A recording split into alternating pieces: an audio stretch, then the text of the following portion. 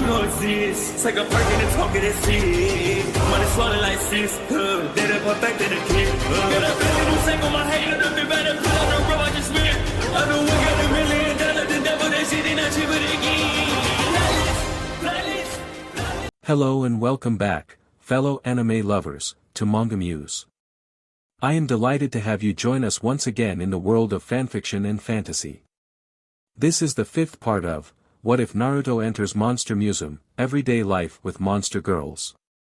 Special note, this fanfic is written and a masterpiece of DJ Unk 101 on FANFICTIONnet.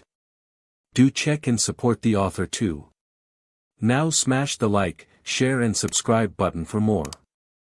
Also press the bell icon so that you never miss such great parts. Thanks for the introduction. Now let's dive into the world. But that's not possible, is it? Only Kaguya and I fell into this world. I'm sure I would have noticed someone else when we were falling through the void between worlds. True. Still, it would be a good idea to stay alert. We'll do Kurama. Naruto let out a sigh and opened his eyes, releasing Sage Mode with a sigh. Okay. Are you coming, Toph? No chance, Toph snorted. The moment those lights are back on I'm gonna hunt down this BSTRD. You just slow me down. Fine, Naruto sighed. Then I'll leave a few clones up here with you while we go and turn the power back on. Suit yourselves, Toph remarked as she struggled out of the bedding. Follow me, Chi-Chi started towards the door, before stopping and realizing Naruto was reaching out and taking very small steps with Kaguya holding his arm. Oh. I guess it's too dark for you two to see. I don't see why you can't just carry us, Kaguya remarked. Carry you? You have a huge posterior like some sort of beast of burden. Surely carrying us would be far more effective than having this idiot stumble around blindly. Kaguya remarked. Huge posterior. Chi-Chi glanced at her abdomen. Is it really that big? I thought it was pretty normal for my species. I think what Kaguya-chan. That's Kaguya-heim to you. Kaguya-heim-chan. Naruto chuckled at the snort of indignation from Kaguya, was trying to say is as you're the only one who can see, it might be easier for all of us if we just rode on your abdomen. Why you want to ride me? Chi-Chi bit her lip. I suppose in the situation it cannot be helped. She walked over to them and kneeled down. I am right beside you on the left-hand side. Right, Naruto reached out and placed his hand on her abdomen. Ah, I feel you. Heh, he smiled as he felt the slightly fuzzy exterior. That's a kind of strange sensation. Please hurry, Chi-Chi mumbled. This is somewhat embarrassing for me. Ah, sorry, Naruto managed to climb on top of her body, although the shape of her abdomen meant he started to slide down until his chest was against her, which had the unintended effect of his crotch pressing into her humanoid rear. Sorry. He laughed weakly. It's alright, Chi-Chi mumbled. Given the circumstances there is nothing that can be done. Ahem, Kaguya cleared her throat. Well, are you getting on or what? Naruto asked her. And how do you expect me to clamber onto the vulgar spider's enormous rear? Oh right. Your arm, Naruto rubbed the back of his head as the clones he had summoned helped Kaguya onto Chi-Chi's abdomen where she sat side saddle, only for the slime covering her causing her to slide down until she was leaning against Naruto. Air. Kaguya-chan. Naruto blinked as Kaguya grabbed his shirt. Do not get ideas above your station, Kaguya remarked. In my current state, there is little friction to stop me falling from even this massive rear. I am merely using you as an anchor. I will be setting off shortly, Chi-Chi mumbled, somewhat self-aware thanks to Kaguya's constant remarks. As if reading her mind, Naruto tried to cheer her up. I'm sure you are the perfect size for your species, he remarked as he put his hands around her waist to steady himself. Thank you, she mumbled. Hold on tight. The fuse box is downstairs in one of the unused rooms that's currently holding some of the empty crates from the DLVRY. So plenty of places for our assailant to hide. Naruto frowned. Indeed, Chi-Chi nodded. Don't you know any abilities that can illuminate the area? Well, there is my golden cloak. Naruto started. No. Kagaya scowled. You will not waste my chakra when the vulgar spider is perfectly capable. I guess there is my rasengan. That kind of glows. Rasengan? Kagaya frowned. That sounds like a waste of chakra. Oh, it's pretty cool. Naruto summoned 2 clones beside Chi-Chi, who created the spiraling blue ball in their hands. The glow it generated was minimal, however. It's too noisy. Kagaya scolded him. We might as well start yelling at the top of our voices. Plus it is still a waste of chakra. Whoever taught you that illumination technique was a moron. It isn't an illumination technique, Naruto smiled sadly. It's an attack taught to me by a great old pervert. He closed his eyes sadly. Oh, Kagaya floundered slightly, seeing the sad look on Naruto's face as the rasengan and the clones dispelled. I apologize. I did not mean to criticize something so important to you. A noble should be more thoughtful of others' feelings. She says that, but I can almost guarantee she'll make another reference to my abdomen, Chi-Chi mumbled under her breath. What was that, you vulgar spider? Kagaya frowned. We're at the stairs. Please hold on. Chi-Chi started her descent, with Kagaya clinging to Naruto for dear life as she started to slip and slide thanks to her earlier sliming. As she clung to Naruto, she could hear her heart beating as she considered her situation. Something had attacked her and she had been powerless to do anything. That same being apparently understood how the non-chakra-based lighting worked and had disabled it. Even with her not entirely useless servant nearby, she had to admit that she didn't feel as safe as she would have liked. Every shadow seemed to contain monsters ready to jump out at a moment's notice, and every sudden jerk from Chi-Chi seemed to be her being attacked, causing Kagaya to suppress her instinct to dive off of the arachne. She briefly considered allowing Naruto to use his golden cloak so that they could see, but dismissed the thought. Her divine BLD demanded that she was an example to the others. She should be fearless and inspire them, and by allowing Naruto to use his cloak, not only was she allowing Naruto to waste, what she assumes is, a large amount of chakra, she would also be letting the others know that she was scared, and that would be a failure of her duty as a noble. Right, Chi-Chi tried to focus on the journey rather than the fact Naruto was being pushed against her back. This is the room. Do you want us to get off?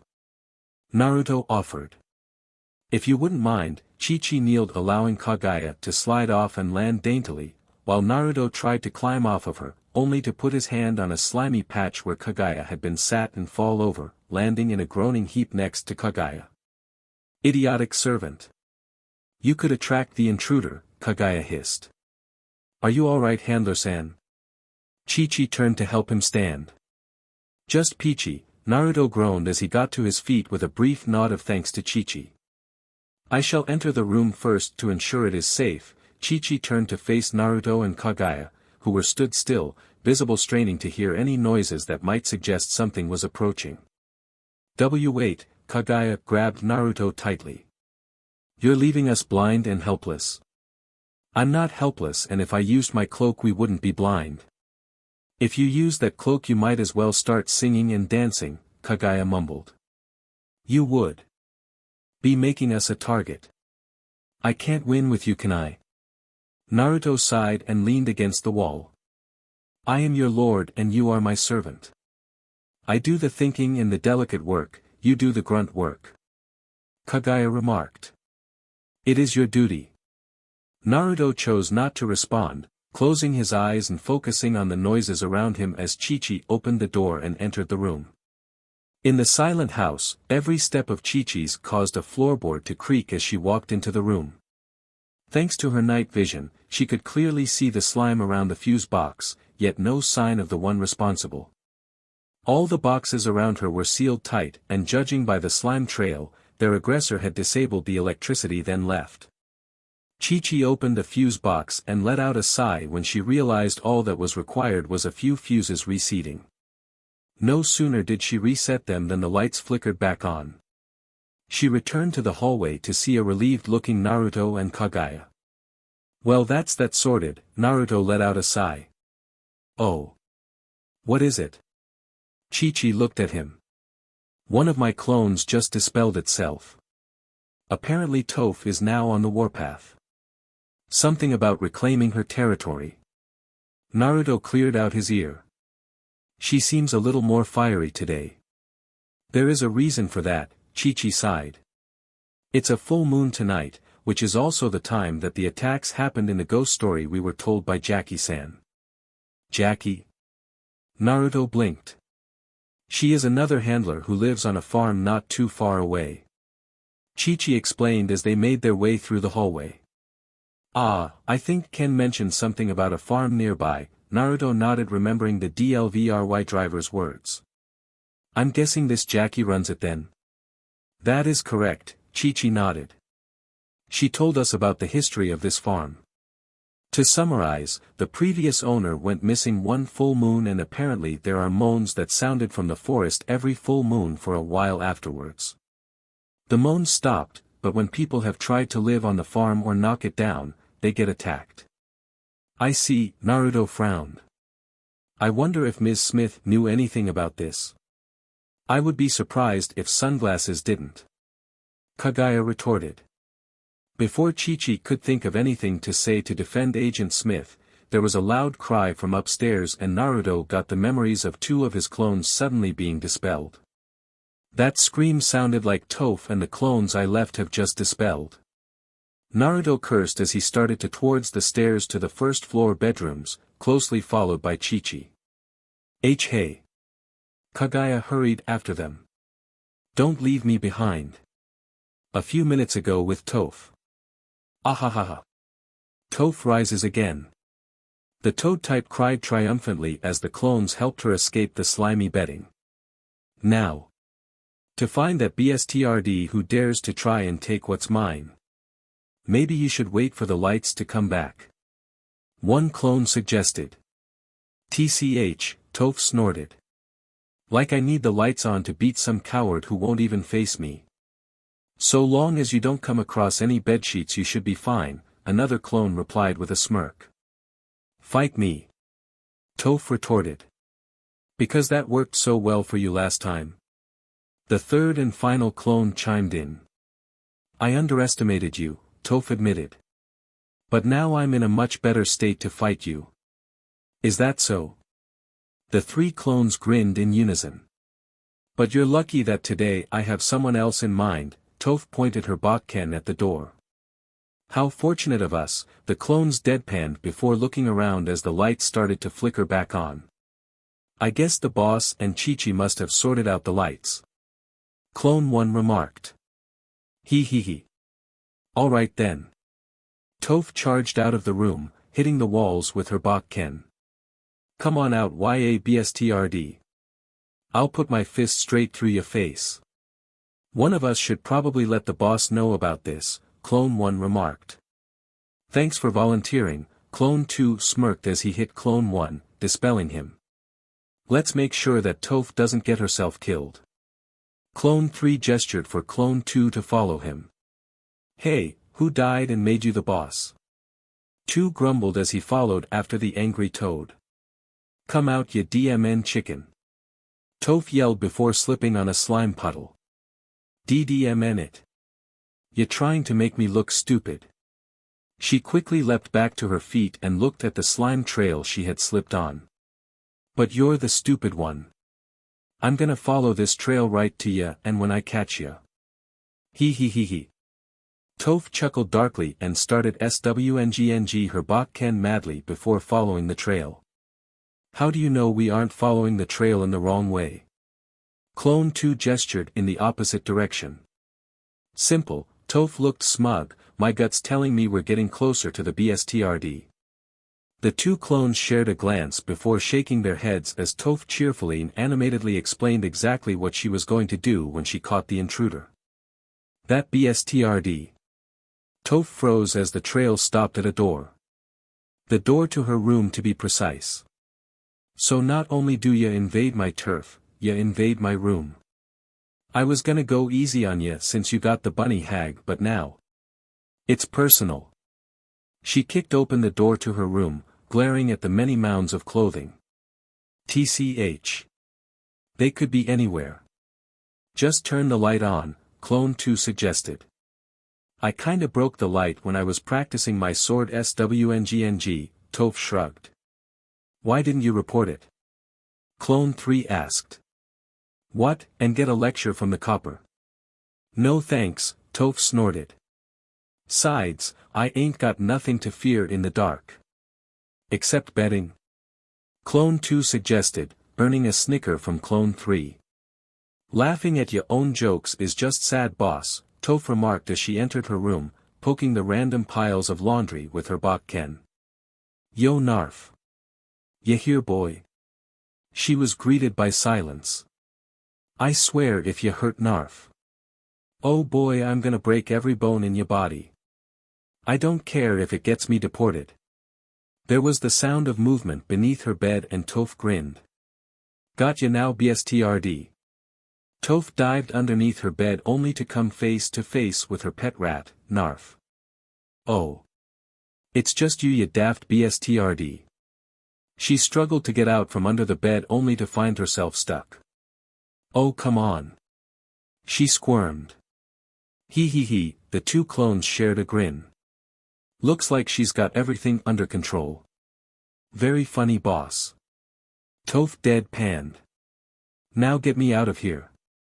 Sure, the clones bent down to pull her out. Hey. What are you waiting for? Pull me out. Toph squirmed, freezing when she heard a strange puff noise. You still there? She suddenly felt something twist around her leg, something that felt suspiciously like a slimy tentacle. So. You show your face at last, ya BSTRD. There was a tugging on her leg and Toph tried to swing her bakken at her assailant, earning only the slightest glance of a pinkish-red blur before she was swallowed by darkness.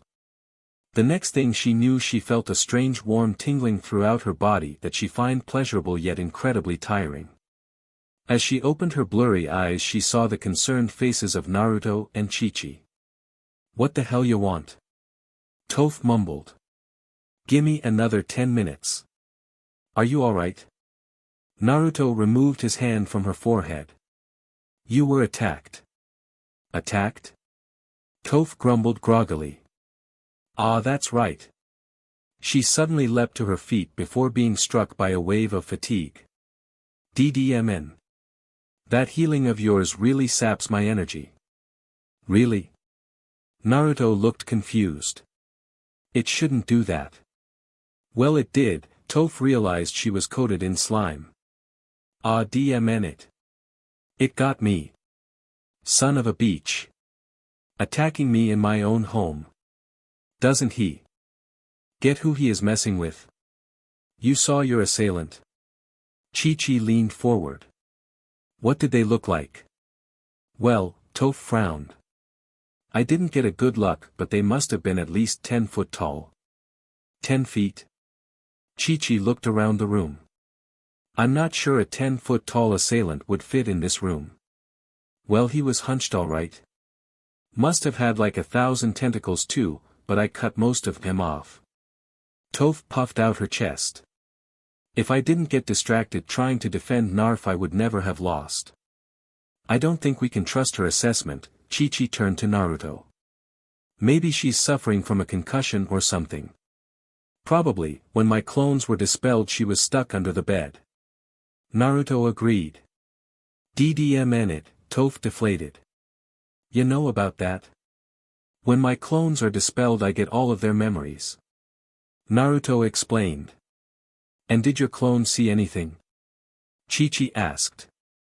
Unfortunately not, Naruto frowned.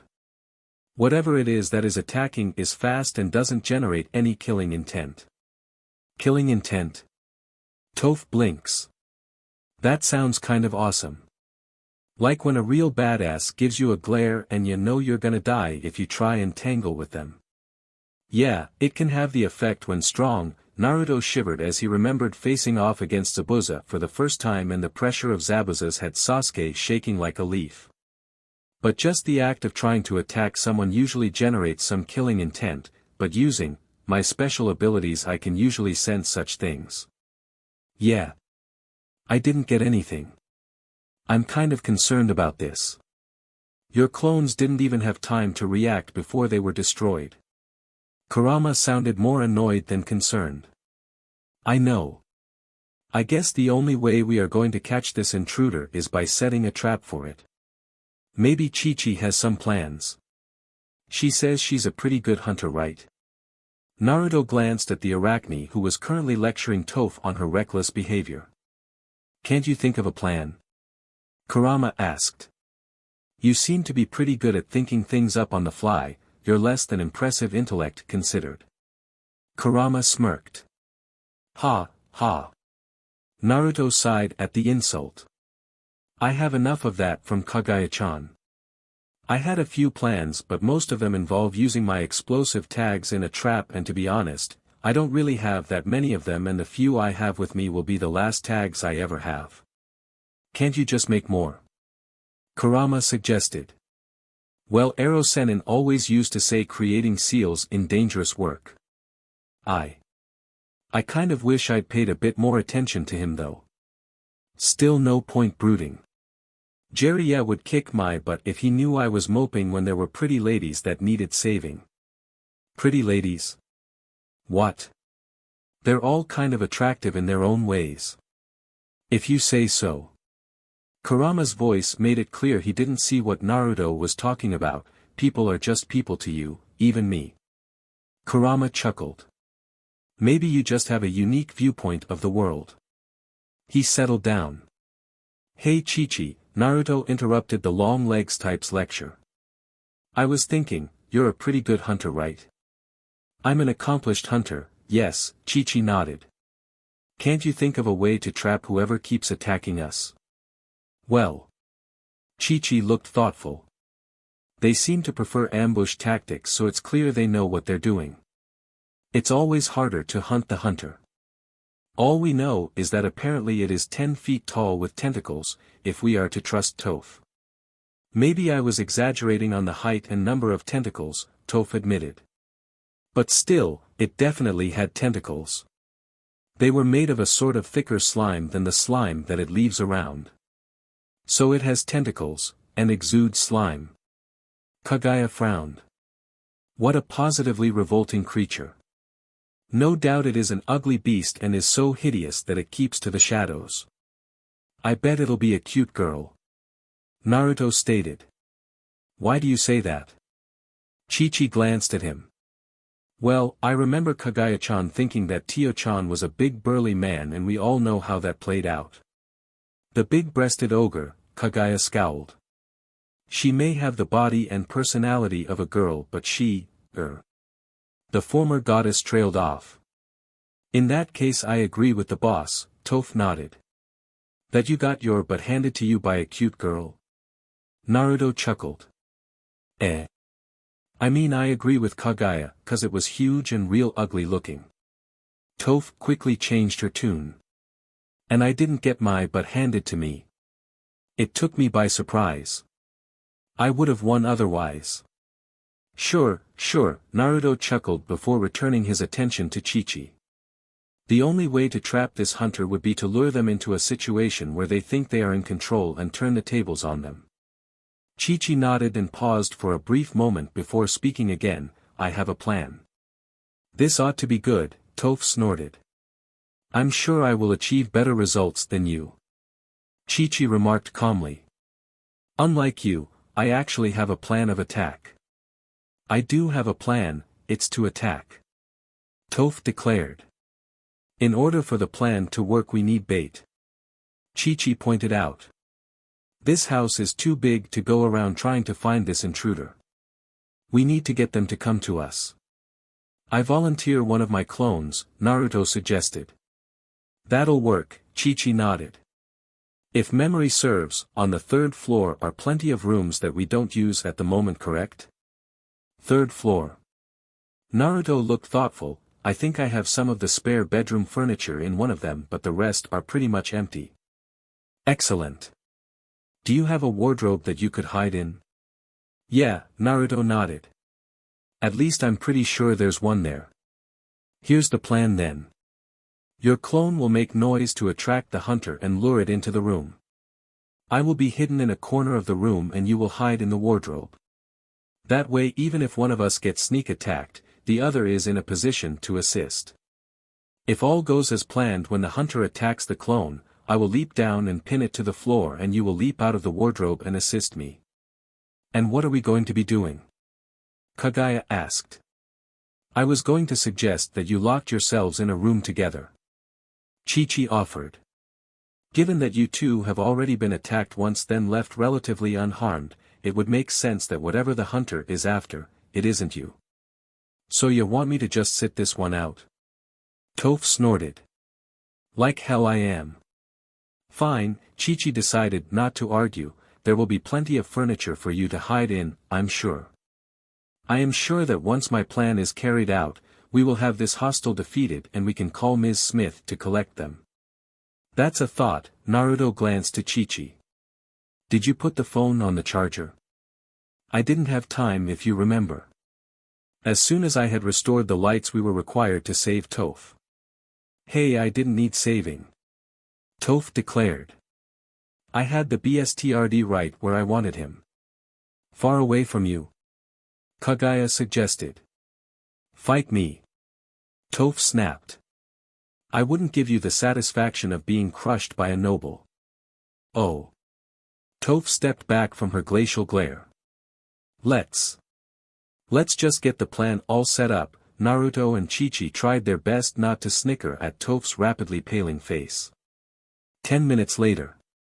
The third floor of the house was full of unused rooms, most of which were completely empty.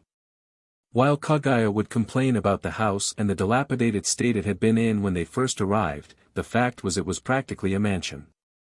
Each floor was large enough to hold several families, or enough servants for a minor noble by Kaguya's estimation, and as Chi-Chi had mentioned, with only 4 people to search the grounds the intruder could easily evade them and strike at their leisure. Naruto convinced himself for the 5th time that this plan was their best chance for success as Toph accidentally elbowed him in the stomach. Kaguya, Toph and he were all hiding in a wardrobe, on the grounds that the only other thing in the room of unused furniture that could hold one of them was a chest with an incredibly heavy lid. If Toph was in it, the shape of the box meant she could only kick against the side and not bring her full force to bear against the lid, which was too heavy for her to lift with her arms. Naruto would have had more success, but Kaguya was adamant that he fulfill his duty as her servant and stay close enough to be used as a meat shield should the situation demand it, and they both couldn't fit in the chest. Admittedly, it was very cramped in the wardrobe, the 3 packed in like sardines. Naruto assumed Kaguya and Toph were tired from their earlier ordeals as they weren't complaining about the arrangement, although Toph was muttered a very graphic description of what she was going to do when she got a hold of the one responsible for humiliating her. Kaguya was just eerily silent. Ever since she had climbed into the wardrobe with him, she just stared at the door, rocking ever so slightly and twitching every now and again. Whatever that BSTRD did to her has really messed her up.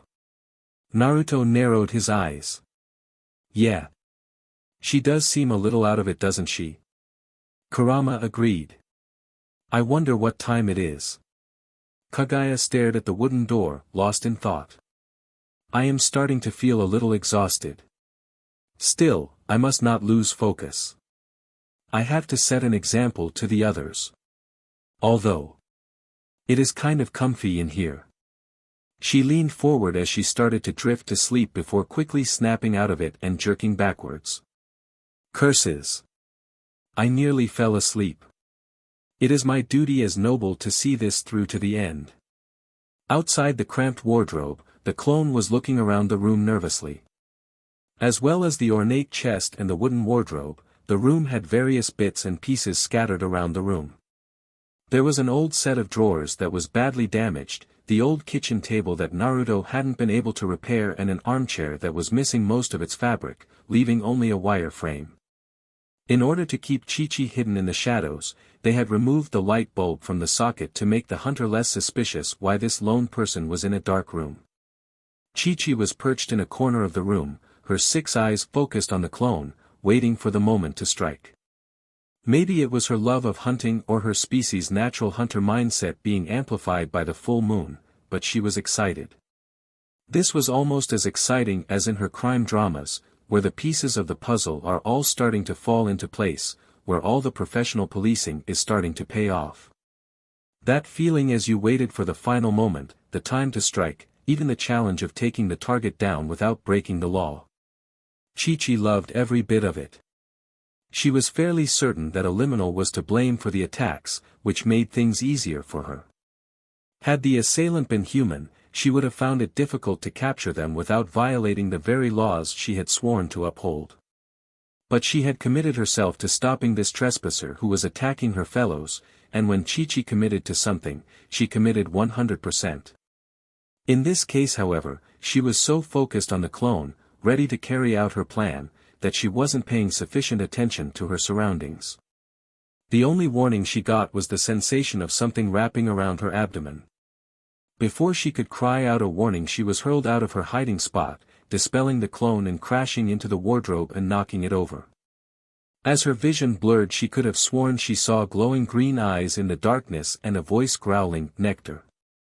The sudden movement disorientated Naruto and as they wardrobe fell resulted in everyone inside getting elbowed and headbutt as they fell into each other, landing on their backs looking worse for wear as the doors of the wardrobe now faced the ceiling.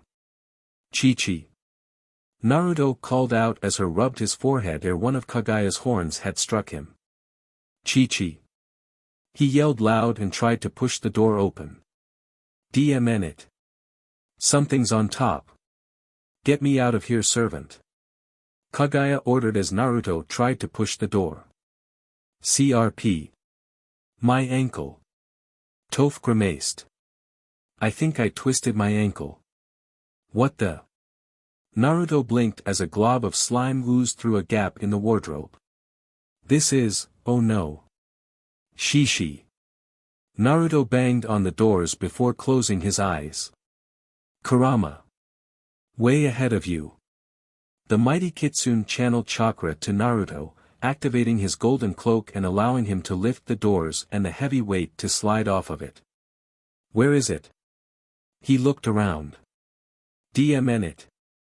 Looks like it got away." Toph winced as she clambered out of the wardrobe. "Chi-Chi." Naruto dropped his golden cloak aura. CRP, she was what was holding the doors shut. He ran over to the slumped Spider-Woman who had been knocked to the side of the wardrobe when the doors were opened. "Come on, Chi-Chi." He held out his palm and tried to heal her, earning a soft mmm from the arachne as she came to. "More." She mumbled. "Chi-Chi, are you alright?" "Huh?" Her 6 eyes started to focus on Naruto. "Handler-san." "What?" Her eyes suddenly widened. "It got me, didn't it?" She looked at the slime covering her entire body. "I failed." "At least you're alright," Naruto let out a sigh of relief. "But the criminal got away." Chi-Chi clenched her fists angrily. I thought I was the hunter, but I was still the prey after all. Sorry. I let you down, Handler-san." "Chi-Chi," Naruto sighed. "There's no need to be so down. Sure, we got a little bruised, but we're still up and alive, aren't we? We live and learn." "Yes." Chi-Chi struggled to her feet. I apologize. I feel extremely fatigued. Maybe I should lay down." "Ha. Typical copper. Can't take a hit." Toph mocked as she limped over.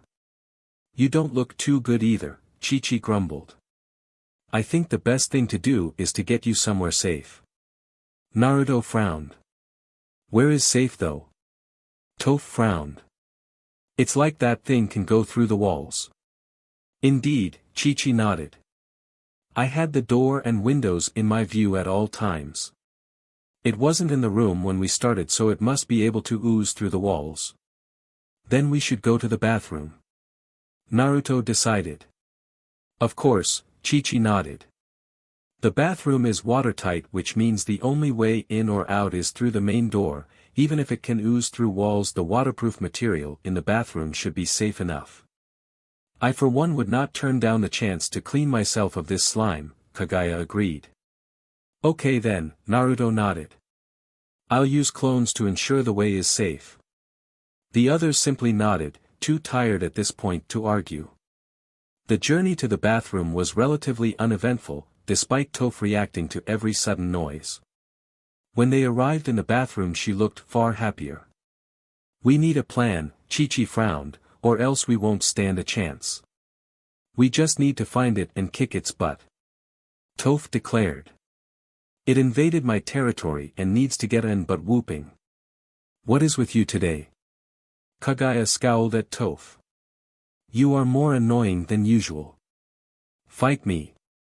Air. Toph remembered the earlier gaze. Never mind. She mumbled. It's a full moon, Chi-Chi paused. Surely you understand what that means. Should I? Kagaya ran the cold water tap and started to wash her face. We liminals tend to be more influenced by our instincts, and our emotions run higher on days like these. Chi-Chi coughed awkwardly. Even I am affected, as much as it shames me to admit it. Really? I can't say I noticed a massive difference. Naruto rubbed the back of his head. You are kind to say so, but I know my failures, Handler-san. I have not even mentioned a law this entire night. Huh. Naruto looked thoughtful. That is a point. When you asked me my plan, all I thought of was the hunt and the satisfaction of capturing my prey. Chi-Chi bowed her head. Toph is suffering from increased territorial aggression. Well, my turf is under attack. Toph crossed her arms angrily. I have every right to be pissed. And Kagaya-san appears far more clingy than usual. Excuse me. Kagaya twitched. I am not suffering from any full moon-related issues. But all liminals do, Chi-Chi frowned. That's why you haven't left Handler-san's side since you woke up. I am not a liminal. Kagaya scowled. I am something far more. Before Chi-Chi could ask for more, Naruto interrupted. Look, this isn't really helping us out. Naruto frowned. What we need to do is call the emergency number that Ms. Smith gave us. But the phone is dead. Chi-Chi produced the phone from her utility belt, and the charger is in the first floor living room. Then I'll go and charge it. Naruto nodded. With my clones I'll be perfectly safe. I'll even leave a few here to guard you, alright? That is probably the best plan. Chi-Chi nodded tiredly as she handed the phone over. I apologize for being such a burden. Not at all, Naruto chuckled. I'm the host, right? It's my job to look after you all. You girls just stay put and recover, alright? I'll be back with a charged phone before you know it. Handler-san. Be careful. Chi-Chi frowned. I was confident in my own ability, and that was my downfall. Yeah, this creature ain't messing around, boss. Toph rubbed her ankle. Keep your eyes open. Got it, Naruto nodded and stood up to leave. Wait. Where do you think you are going? Kagaya asked. To charge the phone so we can call for help, Naruto blinked.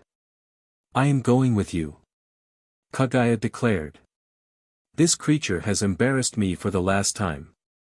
But. Naruto sighed. I guess I can't change your mind, huh? If a single commoner could influence a noble's decision, what a sad state of affairs the world would be in. Kagaya declared. You know, I have told you before that I was pretty much a prince of my village, Naruto grumbled. I will acknowledge there is a slight nobility to you. Kagaya looked as if she had been forced to swallow a lemon, but still I outrank you. What? Even amongst nobles there are several ranks and you barely qualify for the lowest category. Maybe the lesser lord of a small village perhaps, whereas I was a member of a ruling monarchy before becoming a goddess. Ergo I am the highest-ranked noble in this household. Whatever, Naruto shook his head as they left the bathroom.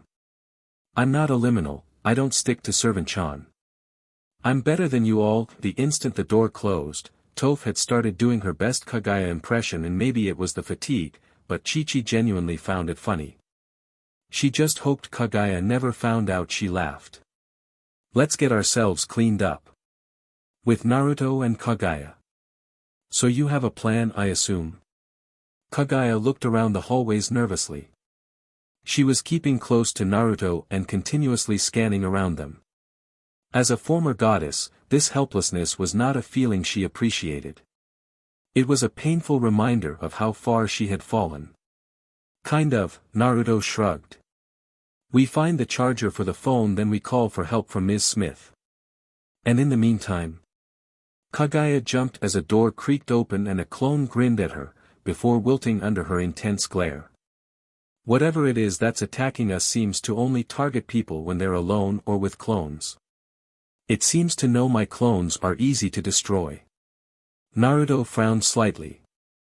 Plus it's been showing some signs of intelligence by going after the power and realizing that we were trying to set a trap for it.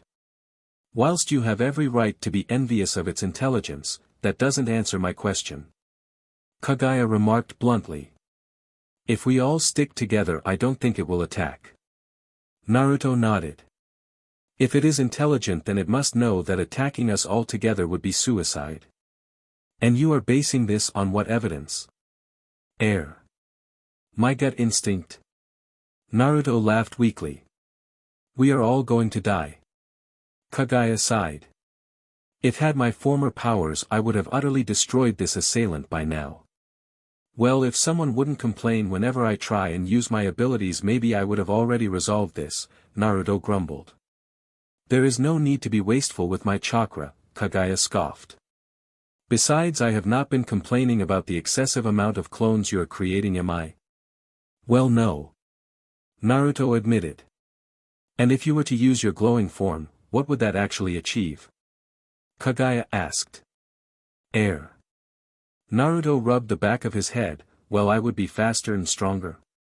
Ah, and that would help how? Kagaya asked. Considering we cannot seem to find the assailant. Naruto's shoulders slumped. Exactly, Kagaya smirked. It is not my fault that you do not think before wasting my chakra. If you used it effectively, I would have less of an incentive to complain. I'm noting that you didn't say you would stop complaining. Naruto shook his head as they walked into the living room. There were a few clones who nodded at him as he entered, before returning to their assigned task of patrolling the house. So far he hadn't received the memories of any being destroyed, so it looked like the intruder was trying to stay under the radar for the time being, although the slime trail suggested their uninvited guest had been through this room. How unpleasant, Kagaya grimaced as she looked at the slime trail over several of the seats. You are sure that the creature isn't here? My clones have been patrolling the area, Naruto assured Kagaya as he made his way towards a small coffee table. Huh. That's not promising. He ran a finger along the glass table and looked at thin coating of slime. Do you think the strange creature has stolen the charger, as the vulgar spider called it? The former rabbit goddess fidgeted with the sleeve of her kimono. It's possible, Naruto frowned. I mean, it was smart enough to disable the power. Maybe it could tell that phone's battery was empty. Or possible it was eavesdropping on us when the ruffian toad tried to use the phone. Yeah. It had just attacked you, so it could have been hiding nearby. Naruto sighed. So I guess that's my plan out of the window. Back to Plan Naruto. If the plan is as stupid as its name, then I shall start working on my last will and testament. Hey. Naruto crossed his arms. My name isn't stupid. You are correct. Servant is not a stupid name. You still don't remember my real name, do you? A noble does not remember the names of those who serve her. Have I not informed you of this before when you tried to tell me Ken Minoru's name? What? You remember his name but now mine. Naruto looked at her. He's just a DLVRY driver who you've never even met. Oh. Kaguya had a smug look on her face. Does it bother you that I claim to not know your name? Not at all, Naruto lied as he continued to search the room for any sign of the phone charger. Chi-Chi had briefly shown him how to use it, although it was quickly decided that Naruto was not to be trusted with the phone after learning there was a number he could ring that would result in ramen being delivered direct to their house. When it came to Naruto and Chi-Chi, it was usually strong to tell who was the host and who was the exchange student. After 10 minutes of searching, Naruto finally decided the charger wasn't in the room. He sat down on a chair with a heavy sigh, shortly joined by Kaguya who sat next to him. So what was plan, Naruto? She asked. Find and beat up the intruder until they see the error of their ways. Naruto replied honestly. And you believe that would work? The former goddess sighed. You'd be surprised how many times it has in the past. Naruto chuckled. I see, Kaguya chose not to comment further. And how do you plan on luring out the assailant? Well, I figured if I created enough clones so that every room was occupied then it would have nowhere to hide, Naruto suggested. And how many rooms are there in this house? Not to mention it could have fled and be hiding in one of the barns. The barns. Naruto's eyes widened. You're a genius. Compared to you certainly, Kaguya remarked dryly. But do enlighten me as to why you have come to this realization so late. I remember when Chi-Chi and I were looking around there was this one barn that made me feel like I was being watched. Naruto grinned. I'll bet the assailant was there. Maybe that was its home until we disturbed it. So the assault on my noble person took place because you and the vulgar spider stuck your noses where they didn't belong. Kaguya scowled. Technically this entire farm is mine, so the barn does belong to me. I think. Naruto rubbed the back of his head. I'll escort you to the bathroom and then I'll go and face this assailant by myself. With your limited intelligence, such a course of action is doomed to failure, the noble snorted. I shall lend you my valuable intelligence and in turn, receive the satisfaction of seeing the one who dared to perform such a heinous act receive their just deserts. Are you sure? Naruto gestured to a clock on the wall that showed the time was 1:15. It'll be pretty dark out there and if I'm to sneak up on this assailant then I can't use my golden cloak. Your golden cloak? Kurama remarked huffily. I will not be swayed, servant. Her tone of voice made it clear that the debate was over and Naruto knew better than to argue. Okay, Naruto sighed as he summoned a small group of clones. Let's end this so we can all get some rest. Back with Chi-Chi and Toph. Chi-Chi stood in the shower with her eyes closed, allowing the gentle spray of water to rinse the last of the slime from her long hair. While the shower had succeeded in cleaning her of the slime that had clung to her clothes, it hadn't shaken the fatigue from her body. As she stepped out of the shower, she couldn't help but marvel with the size of the bathroom. While there was a normal bathroom already in the house, this one had been installed by Smith shortly after Chi-Chi herself had moved in. There were several showers large enough to easily fit her as well as coming with various settings to help make showering as comfortable as possible for a variety of liminals. As an arachne, these settings were very useful as due to her ability to breathe through her skin, she was not a fan of being completely submerged in water. While she wouldn't drown if her abdomen was submerged, it would be extremely uncomfortable as her air intake would be greatly limited. It was the reason she never used a bath. Speaking of baths, this custom bathroom had a large one, although it could have been mistaken for a small swimming pool, a misconception that was currently being reinforced by Toph as she swam around inside of it. Stifling a yawn, Chi-Chi walked over to a towel cabinet stocked with towels for a variety of liminal sizes, drying her hair and humanoid body before glancing at her slimed clothes with a frown. With a tired sigh, she set to work trying to clean the worst of the slime from her clothes, reasoning that going alone to get a fresh set was just asking to be attacked. You shouldn't stay in a warm bath too long, Chi-Chi advised Toph as the toad type floated on the surface. TCH, Toph glared at Chi-Chi, look at ya, flaunting that DMN body. No wonder the rabbit hag calls ya a vulgar spider. I have all the correct proportions for my species, Chi-Chi remarked bluntly as continued to scrub her clothing to remove as much slime while keeping them as dry as possible. TCH, Toph clambered out of the bath. So. Chi-Chi prompted. Ya think the boss is gonna make it? Toph glanced at Chi-Chi. I mean, it's not that I particular care or nothing, but he is kind of my last chance to stay in the program. Yes, Chi-Chi glanced at the many showers. I have a feeling that Agent Smith is counting on Handler-san living for some time, judging by the facilities she had installed in this house. You reckon? Toph snorted. The suit probably just wants as many free meals out of him as she can get. Agent Smith is the coordinator for the exchange and should be shown some respect as of article. Oh, come off it, Toph sighed. You were doing so well up till then. In light of current circumstances. I suppose I can overlook it just this once, Chi-Chi conceded. And unfortunately, I suspect while your terms were lacking in the proper respect, you are not incorrect with your judgment. Still, Agent Smith did seem to try strong to get me put onto the program. And unlike a certain someone, I would not have required much paperwork to send back home. He, Toph grinned. I'm such a badass they'd have to hire an entire elite guard to send me away. Or just one ogress. Chi-Chi reminded her. TCH, Toph scowled as she sat down next to the busy Arachne. She took me by surprise.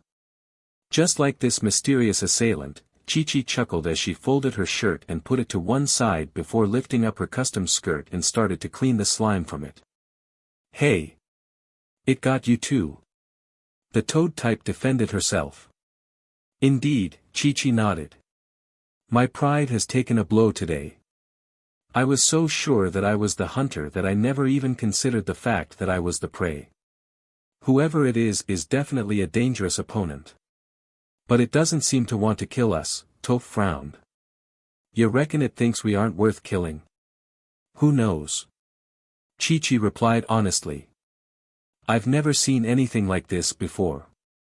She paused for a second as she looked at the sullen toad girl. It's showing signs of intelligence, so I would be surprised if it didn't have some sort of plan. Whatever it is, it's a coward. Toph reached for her bakken and pointed it at the ceiling, always running before you can get in a good hit on it. I have no respect for cowards. I'm not sure whether I would call it a coward. Its tactics are well thought through.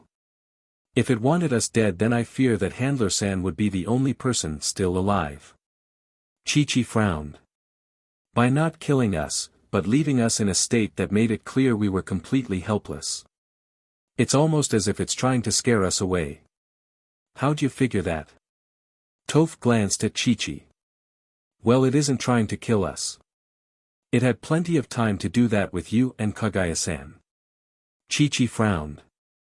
Its attack seemed to be trying to generate fear rather than injure us. But why would it want to chase us away? The smaller liminal frowned before sparring an imaginary foe. While she didn't say anything so as to avoid possibly provoking Toph, Chi-Chi had to admit that her technique was pretty impressive. She was fast and quick and used short, explosive leaps to close the distance between her and her target in order to continually harass them. Admittedly, her fighting style relied on her legs, and if she was unable to leap at her target, her sword skills would not be enough to defend herself for a long period of time. It also helps that she has such a modest chest. It allows her to keep her balance while performing her more acrobatic attacks. Chi-Chi glanced at her own chest. Not that I am complaining. For some reason I get the feeling I should be pissed off at you. Toph paused in her actions. What are you staring at? I was just deep in thought about our attacker. Chi-Chi looked away from Toph. Maybe it's protecting something. Chi-Chi's eyes widened as she realized something. The forge. I vaguely remember Handler-san commenting on feeling like he was being watched when we were there. It could be trying to protect something in there. I mean, Handler San and I had a quick look around, but we didn't see anything of value. Maybe the forge was built on something and that was why the original owner was attacked. The forge? Isn't that where you found those sword holsters? Oh, Chi-Chi turned away with a slight blush as she recalled the condoms that Toph and Naruto had been playing with as they tried to figure out their purpose. Yes. Well, if you're right. Then maybe we can threaten the BSTRD who dares defile my turf. The shorter liminal started to grin evilly. We could threaten to burn the forge down. That would get its attention. I don't know if I can overlook arson, Chi-Chi frowned. Doesn't the boss own this farm anyway? Toph pointed out, just call it some heavy DIY. I don't think burning down a building could be overlooked so simply. Chi-Chi shook her head. TCH, you're just jealous you didn't think about it. Toph remarked as she walked over to her pile of clothes and started to shake them furiously to dislodge as much slime as possible. I was always raised to believe that when someone messes with your stuff you mess up. There's even more. Who taught you that? My mother, Toph shrugged as something flew out of her clothes. Really? Chi-Chi paused. I just realized, but we really don't know that much about each other, do we? What's there to know? You're a copper, I'm a badass. I feel that we would get along a lot more easily if we understood each other better, and I do believe there is a lot we can talk about. Chi-Chi tried her best to appear warm and welcoming, as she recalled reading in her book on diffusing conflicts. I don't do girly talks, Toph fidgeted. Didn't you have any sisters to talk to? Oh, I had plenty of sisters, the toad type rubbed her ribs. We were never much for talking though. Toad type bullywugs aren't the family type. Oh, Chi-Chi frowned softly, I'm sorry. I didn't know. I'm not looking for pity. Toph glared at Chi-Chi. I don't need pity. I'm plenty strong. Is strength so important to you? You gotta be strong to survive. It's that simple. Toph frowned. When you got hundreds of people out for your BLD, being merciful isn't exactly an option. Hundreds of people. Chi-Chi paused. What did you do that earned you that sort of hatred? I was born. Oh. Chi-Chi found herself wishing she had her book on hand for some hints on what to say. Not that I'm expecting you to understand. Toph chuckled. This is my baggage. I don't need no one getting all up in my business, you hear? I'm sorry. What for? Toph tossed her clothes to the floor. You're past. I'm not. The toad type smirked. It was educational. I learned how to live in this world. At the end of the day you can only trust yourself. That's a sad way to look at the world. Chi-Chi shook her head. You'll be lonely if you never let anyone close. Ha, Toph shook her head. You let people close, they just find it easier to stick the knife in your back. Not that I'm guessing you get that. I'll bet you had a happy upbringing. Well, Chi-Chi had to agree. My upbringing was a happy one. My mother made sure we were looked after, but let us make our own decisions. She was a little insistent that I make my own way, so I decided to join the program, but it wasn't as if she was chasing me out of our home. That's just how we long leg types are. Sounds nice, Toph remarked lazily, never having to watch your back as a kid. You haven't seen the darkness that lies at the hearts of people like I have. You're kinda like the boss in that aspect. I know for a fact if our roles had been reversed I wouldn't have let the boss live if he challenged me for control of my turf. I don't know, Chi-Chi shook her head. I think you're a better person than you think you are. It'll just take the right people to make you realize it. The Arachne looked fired up. I can't change your past, but I swear I'll help you overcome it and become a productive member of society. Good luck with that. Toph shook her head at the larger liminal's look of determination and walked over to the strange object that had been dislodged from her clothes when she had shaken them. Say copper. She held it up. Is this the phone charger? Yes it is. Chi-Chi sighed. Let's get dressed and find Handler-san. Then we can put the phone on charger and call for backup. I just hope that he's not about to do something stupid. With Naruto and Kaguya. The fields were deadly silent as Kaguya and Naruto laid down in the long grass to spy on the forge. At least Naruto was laid on the grass. Even slimed up, Kaguya refused to have her dress dirted any more than it already was and as such was sitting on a mat that was a Kage Bunshin using henge. I can't even hear any insects, Naruto frowned as he squinted at the dark building, trying to look for any signs of life or movement from within. The natural energy seems to be saturating here too, so my sage modes is still useless for detecting whatever's attacking. Any luck sensing any hostiles? The only hostility I can sense is from Kaguya. Kurama yawned. Which is odd considering all the local wildlife appears to have fled further into the forest, including Kaguya's pet army. If the threat isn't exuding any malice or killing intent, you would imagine that the wildlife would pretty much ignore it. Something's definitely not right, Naruto glanced at Kaguya, who was staring at him unimpressed, before returning his gaze to the forge. I guess I should send some clones in first to investigate. He thought to himself as he summoned a group of 5 clones who cautiously advanced on the forge. Careful, you don't want Ms. I used to be a goddess complaining about you wasting her chakra. Kurama scoffed. I doubt she'd make too much noise. She must realize how serious this situation is. Naruto paused before glancing again at Kaguya, whose face was quite clearly saying, why did you summon 5? Stop wasting my chakra. 2 of the clones took up positions either side of the large barn doors with 2 of the remaining ones clambering up the sides of the barn walls to peer in through windows. After several minutes of silence, the last clone nodded to the 2 on the door and opened one and peered inside before signaling for the other clones to follow him inside, turning on a flashlight. That Naruto had taken from the house. Naruto took a deep breath as he waited for his clones to either be dispelled or signal that everything was clear. Yo boss. It's empty. One of the clones yelled. Or maybe they could just draw the attention of whatever it is that's hunting you. Kurama snorted. Idiots, Kaguya stood up as she followed Naruto towards the barn housing the forge. I think you should stay here, Naruto glanced at the former goddess. Why? Kaguya eyes narrowed. Are you intending to use me as bait? What? No. Naruto shook his head. But if my clone yelling did attract unwanted attention, there are plenty of places to hide in the forge. So wouldn't that be better? Kaguya challenged.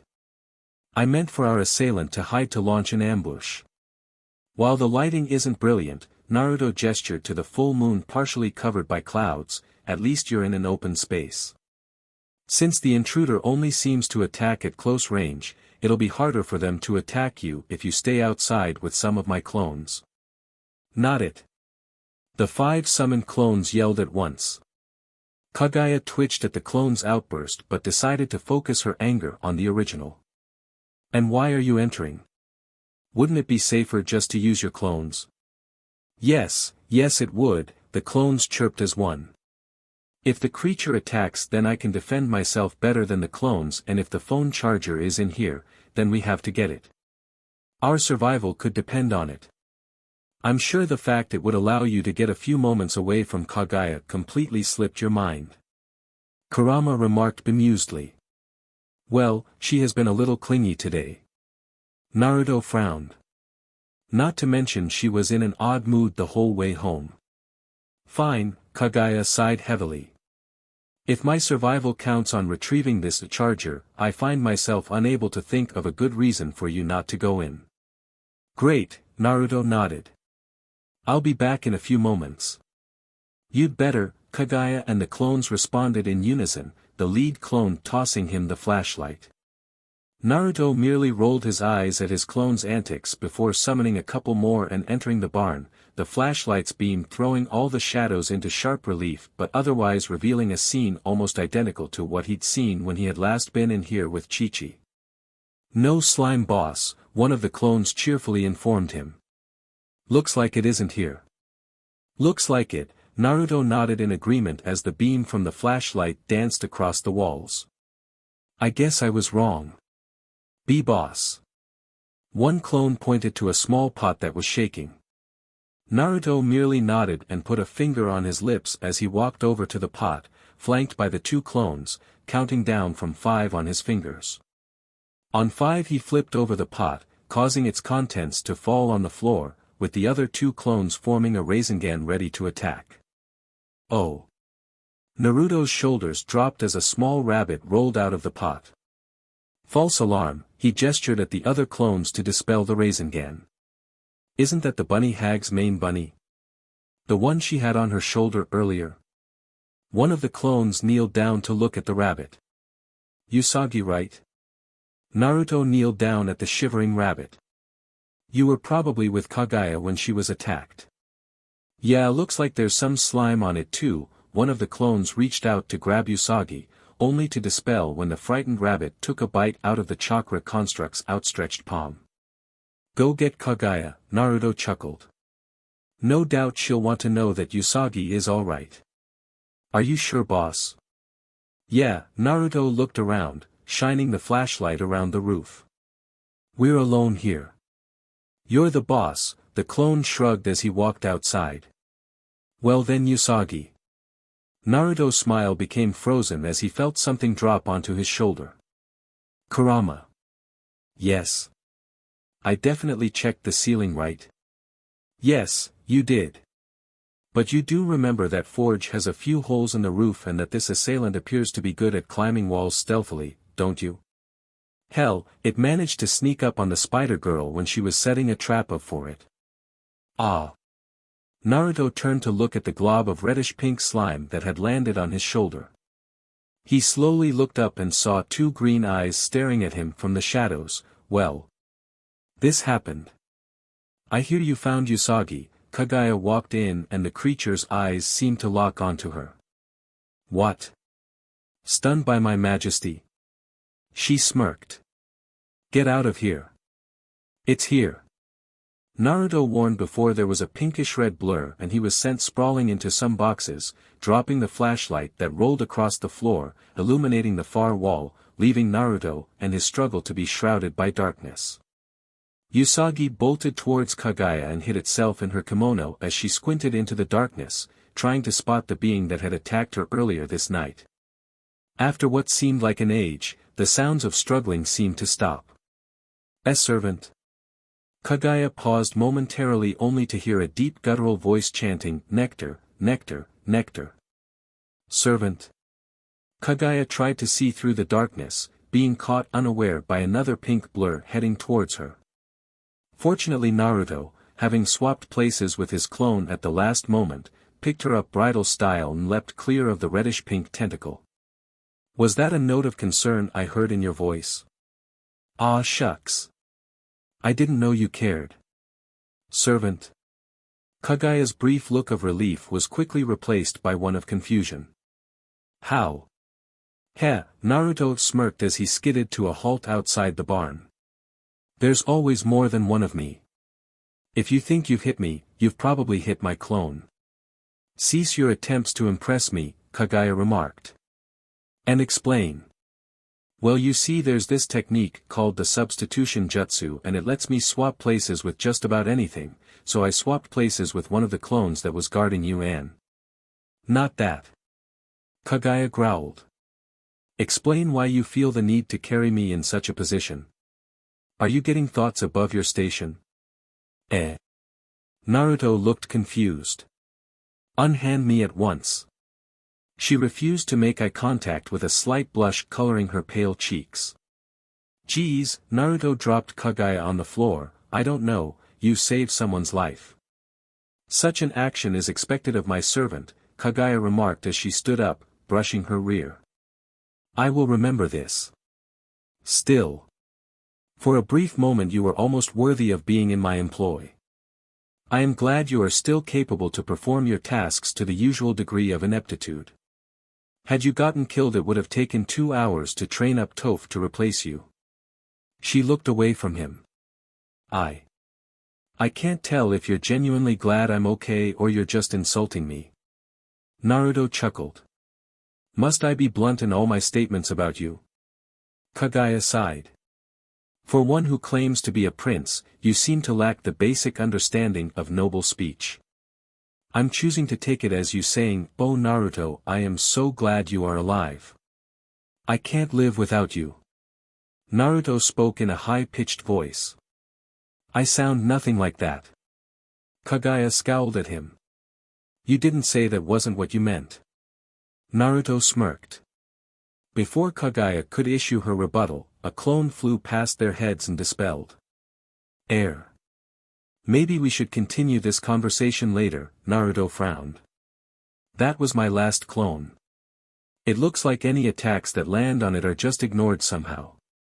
The lighting was poor, so I don't know what happened, only that my clones landed hits, but didn't seem to deal any damage. So that whole exercise was little more than a waste of chakra, Kaguya remarked dryly as she turned to look at the barn. I shouldn't be surprised by now.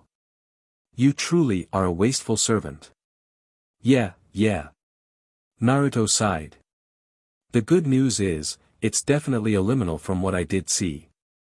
Taking into account what Chi-Chi told us earlier, I'm pretty sure that it's just suffering from the effects full moon, so after tonight everything will probably be fine.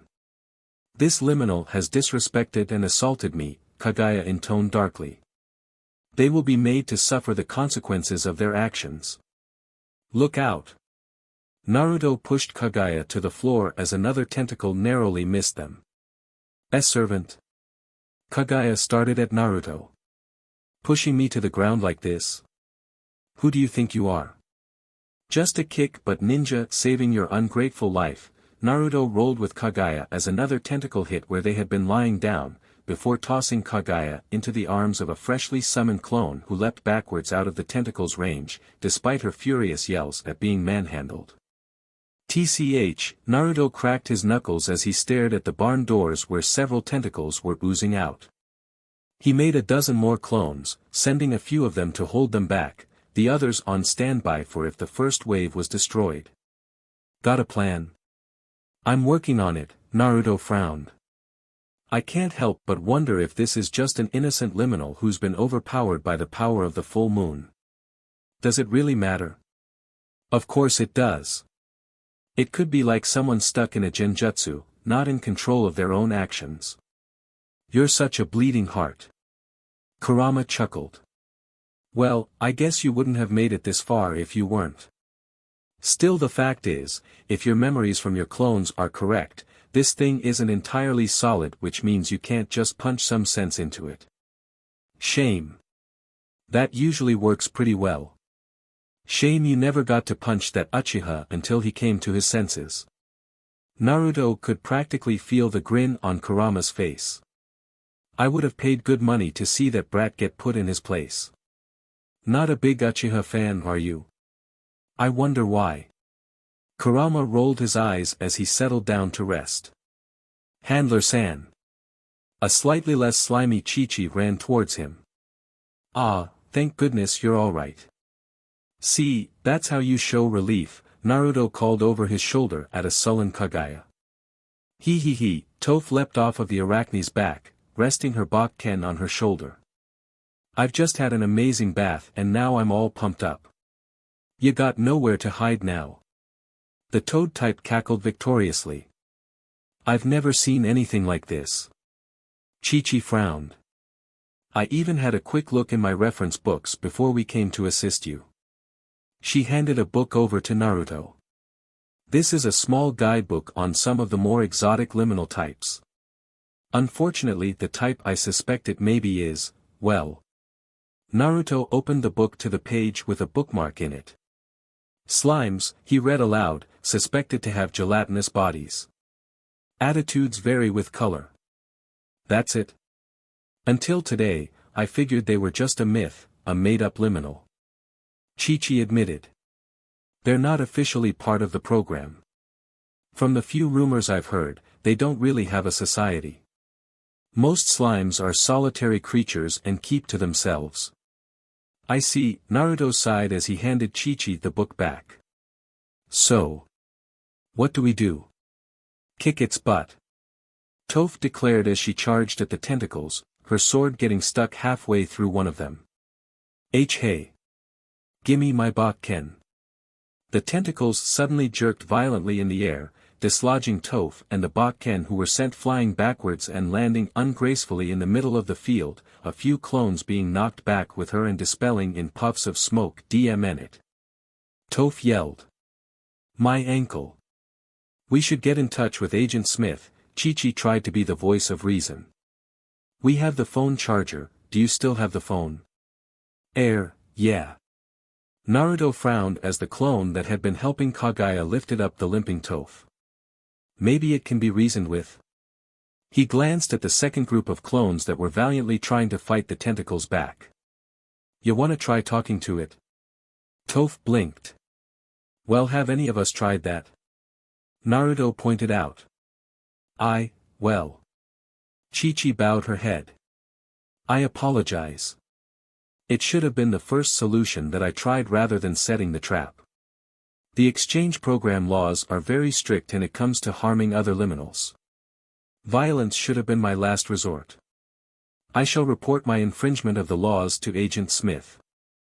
There's no need to do that, Naruto chuckled. If I who preach the laws do not follow them, how can I expect anyone else to? Chi-Chi clenched her fists angrily. I have let myself down and worse. I have let you down, Handler-san. Chi-Chi. Naruto blinked. You promised to help me with my dream. Chi-Chi smiled at him.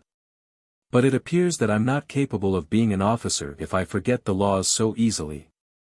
Oh, get over yourself, Toph snorted. Ya feel bad, don't ya? Yes. Chi-Chi frowned. Well then, learn from this then. The toad type frowned. You think I became such a badass without a few slips along the way? When you fall you just need to get straight back up before they can administer the coup de grace. Coup de grace, Chi-Chi corrected. Whatever, Toph shrugged. I ain't good with my Latin. French, Chi-Chi responded without thinking. Whatever. Toph replied hotly. Are you going to learn anything from this experience? Kaguya asked the shortest liminal. Toph frowned. What lesson am I supposed to get from all of this? That charging in isn't always the correct answer. Chi-Chi suggested. That sometimes you should wait for backup before doing something rash. Naruto suggested. That's rich coming from you. Kurama roared with laughter. Nah, Toph smirked. Everything I did was completely to my plan. Including spraining your ankle? Chi-Chi asked. Had to give them a chance, Toph mumbled. Wouldn't be fair otherwise. Amazing, Kaguya remarked dryly. And I thought my useless servant was delusional. Speaking of which, Naruto glanced at his clones. I guess it's time to try talking. Do not fear Handler-san, Chi-Chi nodded. While it would usually be a violation to attack a liminal, given the circumstances I believe it could be justified as self-defense. I will be ready to leap to your aid in a moment's notice. You'll have to be quick, Toph smirked. 'Cause otherwise I'm gonna get myself a tentacle trophy. Really, Kaguya poked her ankle with her toe, causing the delinquent amphibian to fall over with a cry of pain. While Chi-Chi started to inform Kaguya of the laws she had broken, Naruto slowly advanced on the barn, ordering the clones to retreat. Hello. Naruto coughed awkwardly. I was wondering if we could talk. The tentacles withdrew into the barn and the doors opened wide, before a large blob oozed out. Bathed in the moonlight, towering over Naruto, it was an amorphous pinkish-reddish creature, with dark black slime looking almost like hair at the top of the form. Large hands protruded from the oozing mass, reaching towards him slowly. In the translucent ooze, what looked like some clothes were floating around, although they didn't look like the clothes anyone in the house wore. So, Naruto cleared his throat. I was wondering if you could stop attacking us. Nectar. The creature moaned as it brought its hands together to try and trap Naruto, who easily leapt over the attack. "Can't we talk this out?" Naruto tried again while dodging the hands and tentacles that tried to grab him, the slime seemingly ignoring his words. "Nectar, nectar, nectar, nectar." The creature's shouts got more and more intense with each missed strike, until it ended up hitting Naruto across the face with one of its tentacles and knocked him back. Fine then, he rubbed his cheek before he summoned a clone that helped him form a rasengan. "Don't say I didn't try to reason with you." He charged the blob, forcing the spiraling sphere of chakra through the oozing body and watched as the ooze started to suck him in, the rasengan harmlessly mixing the slime inside. Ah! Mistakes have been made. He started to try and tug himself free with limited success. "Handler-san." Chi-Chi raced over and pulled on the back of his shirt, only to be struck away by a black tentacle that wrapped around Naruto's neck and lifted him up to the creature's face. It paused before vibrating slightly and chanting "nectar," in what sounded like a happy tone of voice, as far as Naruto could tell. "Boss! Quick, you need to kick it in its weak spot." "Which is?" Naruto yelled as he struggled. "Ain't you ever played a computer game?" Toph pointed to the black tentacle coming directly from the top of the creature's head, and the only one that had a yellow spot on the end. "That bit has to be its weak spot." It, Naruto reached into his trouser pockets and tossed a handful of shuriken at the creature, watching as they simply merged into the slime. "Wait a second. I had an explosive tag. CRP. I left it in my jacket." Naruto struggled as the creature started to push him inside of itself. "Ack. This feels weird." Naruto struggled as he was enveloped by the reddish-pink slime until he was suspended in the middle of the creature and it lurched into the forest. Handler-san." Chi-Chi struggled to her feet, clutching her ribs. It. She tried to chase after creature but was unable to move quickly without flinching due to the pain. "Don't worry, we'll." Whatever the clones were about to say to the girls was cut off as they all dispelled. That can't be good, right?" Toph limped over to Chi-Chi. "We have to help Handler-san. He wouldn't want you getting yourselves killed." Kaguya remarked bluntly. "In your current condition, neither of you can fight. So you're saying we should just leave the boss to die?" Toph snorted. "That doesn't sit right with me. Sure, he may only be my boss till I finally kick his butt, but if someone else kills him, how the hell am I gonna take my place as the boss of this farm? If something should happen to our handler, we will all either be deported or assigned new handlers." Chi-Chi frowned. "And I fear that Naruto-san is our last chance of staying in the program. I was already denied entry several times before this, and you." Chi-Chi glanced at Toph. "You're on your last warning as is." As for Kaguya-san, yeah, she'd be screwed if she didn't have the boss looking after her. The toad type choked back a laugh as she limped into the forest, followed by Chi-Chi. "I suppose I have to go and make sure they don't get themselves killed," Kaguya thought aloud before hurrying after the injured liminals. With Naruto. There were precious few times in his life that Naruto had felt truly content. When Iruka had given him his forehead protector and when he had been welcomed back to Konoha after defeating Pain being the two most prominent memories. There was also the thing with the priestess who asked him to help her out with something or other he hadn't quite understood, but it didn't seem that important right now.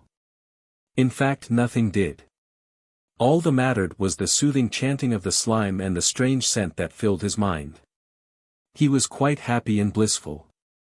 Warmth was surging through his entire body and an intoxicating fragrance was clouding his thoughts. He just wanted to stay like this forever. To stay in this warm, intoxicating embrace. He closed his eyes and allowed the slime to draw him deeper into the depths of its body. "Naruto! Wake up, you moron! 5 more minutes."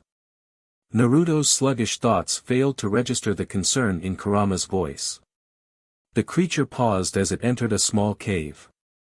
Through his hazy thoughts, Naruto noted the small stove and some bedding as well as some pictures lining the walls of the cave. What a nice house. He thought to himself as he was forced out the slime and onto a small bed.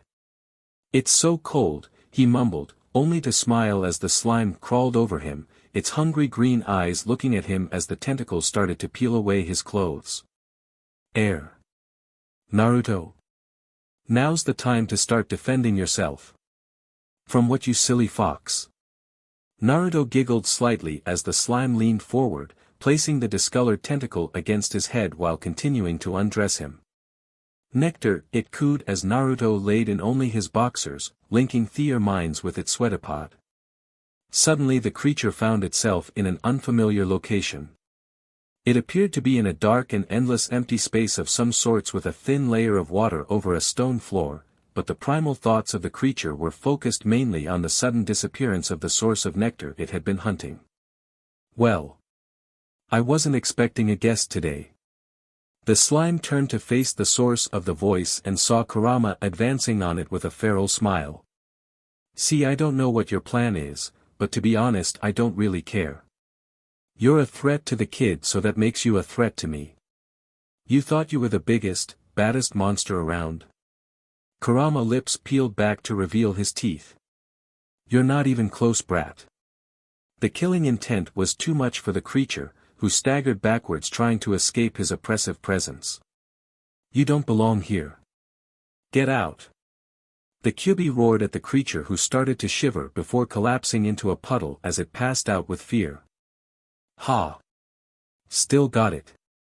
Kurama watched as the slime faded from the mindscape. You're welcome, kid. Kurama thought to himself as he tried to get comfortable. Back in reality.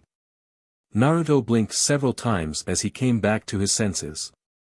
What? Who? He paused as he noticed the unconscious girl laid on top of him. Air. What? He scrambled away from her, realizing his half-naked appearance, and quickly got himself dressed. That could have led to a misunderstanding if the others had seen that. Thanks, Kurama. It's what I do. Heh, Naruto shook his head before noticing a small portable lamp nearby and turning it on to see the cave in better detail. It was quite a cozy little place and looked like it was well lived in. Walking over to one of the pictures he had noticed earlier, he saw what looked like a guy in a biker jacket posing for a picture with a pink woman. Putting the picture back, Naruto turned to look at the mysterious girl who had been on top of him. She was short, maybe slightly shorter than Toph, and was wearing a black jacket, similar to that of the man in the picture, only the jacket was open to show a well-worn white shirt with a skull and crossbones design and a silver necklace around her neck. She was wearing a jeans skirt that looked like it had been stitched together from a pair of old jeans that fell down to her knees and heavy black combat boots, the clothes Naruto recalled seeing suspended in the slime that had attacked him. Her body appeared to be made of slime, but it was a lighter shade, being closer to pink than the one that had attacked them, and didn't seem to be dripping like it had been before. She also had black hair, slime with yellow at the end of the pseudopod tentacle on top. Wait a minute.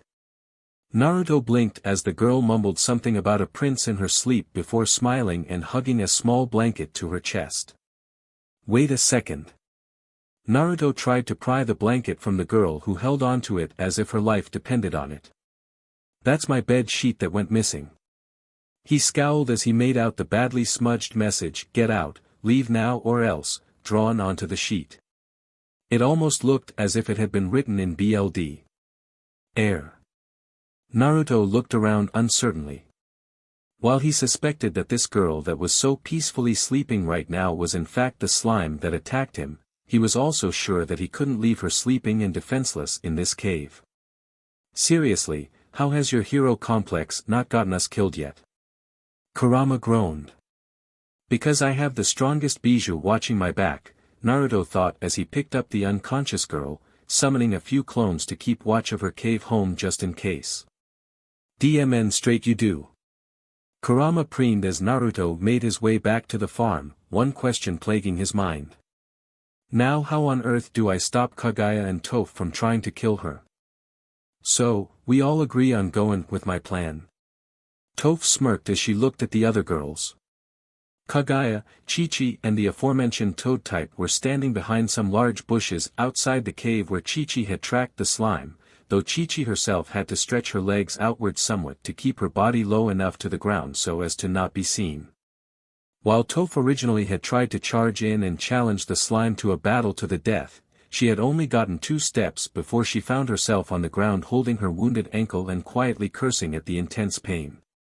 Having realized just how much of a hindrance it would be, she decided even she wasn't proud enough to fight a stronger foe by herself in such a state, not that she had given up on fighting just yet. She had been upset when Chi-Chi had point-blank rejected her idea of using the Eriche as a sort of mount to ride into battle. Do we not have a better plan? Kagaya covered her nose with her arm, scrunching her face in distaste. Still somewhat slimy, the former goddess was tired, aching and in desperate need of a long, hot bath followed by an even longer sleep. While she was of the opinion that only wastrels and criminals slept past the morning, she was willing to make an exception just this once. No, unfortunately, an equally exhausted Chi-Chi scowled as she looked at the pile of rotten fruit and plant material they had scavenged from the forest. My ribs hurt too much for me to make any big movements and Toph is too injured to fight. While I doubt it'll work, at least it might satisfy the creature's hunger long enough for us to grab Handler-san and escape to call for help. Maybe I'm too injured to win. Toph snorted as she peered over the top of the bushes at the cave's entrance for signs of the slime. But I'd have to be dead to be too injured to fight. And you? Chi-Chi bit her lip, trying to find a polite way to point out Kagaya's lack of combat ability. I get it. The rabbit goddess lowered her arm and wrinkled her nose as she looked at the rotting pile before her. Still. Would it have not made sense for one of us to remain behind and call sunglasses? That probably would have been a better idea. Chi-Chi rubbed her upper arm nervously. I was so caught up in the moment that I only thought about chasing after the slime to save Handler-san. There's no time to go back and do it now. Humph, I guess we're stuck with this, then. So we just have to hope that the slime is either repulsed by the smell of these offerings, Kagaya gestured to the rotting pile, or tries to eat them and becomes ill enough that it can't retaliate. Unfortunately that's the plan, unless you have something better. Chi-Chi looked at Kagaya pleadingly. I am afraid that given my fatigue and injury, I am not able to come up with a plan that has any higher chance of success. The rabbit goddess sighed and closed her eyes for a moment before opening them and looking at Chi-Chi. This, I hesitate to call it a plan, is better than doing nothing I suppose. Even if it is doomed to fail. How do you know? Toph cut in defensively. The fat but copper admitted herself she doesn't know much about these slimes. I imagine that if it was willing to get close to you, the smell of rotting fruit will not be enough to make it sick, Kagaya deadpanned. Hey! Toph crossed her arms. I just had a bath, you know. I shall inform my servant to clean it thoroughly before I get in. The former rabbit goddess rubbed her forehead tiredly. Heaven forbid I start to smell as bad as you. While Toph sniffed her armpits and visibly recoiled, Chi-Chi glanced towards the ragged-looking Kagaya before moving a bit closer to her. He'll be fine, she assured the goddess who merely gave her a questioning look. Handler-san is a tough person. Is there a reason you feel the need to try and reassure me? Chi-Chi tensed a little at her stare. Well. You were looking kind of down. I am several hours overdue for sleep. Kagaya deadpanned before looking away. I do not worry about his safety. There is no need. He will survive. You have faith in Handler-san, don't you? Chi-Chi chuckled softly as she relaxed her shoulders. He is my servant after all. The mother of all chakra frowned, placing her hand on her hip and tilting her chin up. If this were enough to kill him I wouldn't even trust him to be a footstool. Besides, I'd feel personally insulted if he survived our battle and this was all it took to kill him. Kagaya continued internally as she sent a brief glare towards the nearby cave. If he could beat me, this slime ain't got a chance. Toph nodded. That slime's not got nothing on me unless it cheats. Oh hey. I thought I heard someone out here. The girls all jumped slightly at the voice as an unharmed Naruto came out of the cave carrying an unconscious girl in his arms. In contrast to the tired and injured girls outside the cave, he was relatively fresh-faced and cheerful. Handler-san. Chi-Chi let out a sigh, hand on her chest in both relief and to try and calm it from the brief scare. I'm glad to see you're okay. TCH, Toph snorted, somewhat disappointed that they didn't get to try out her plan. Took you long enough.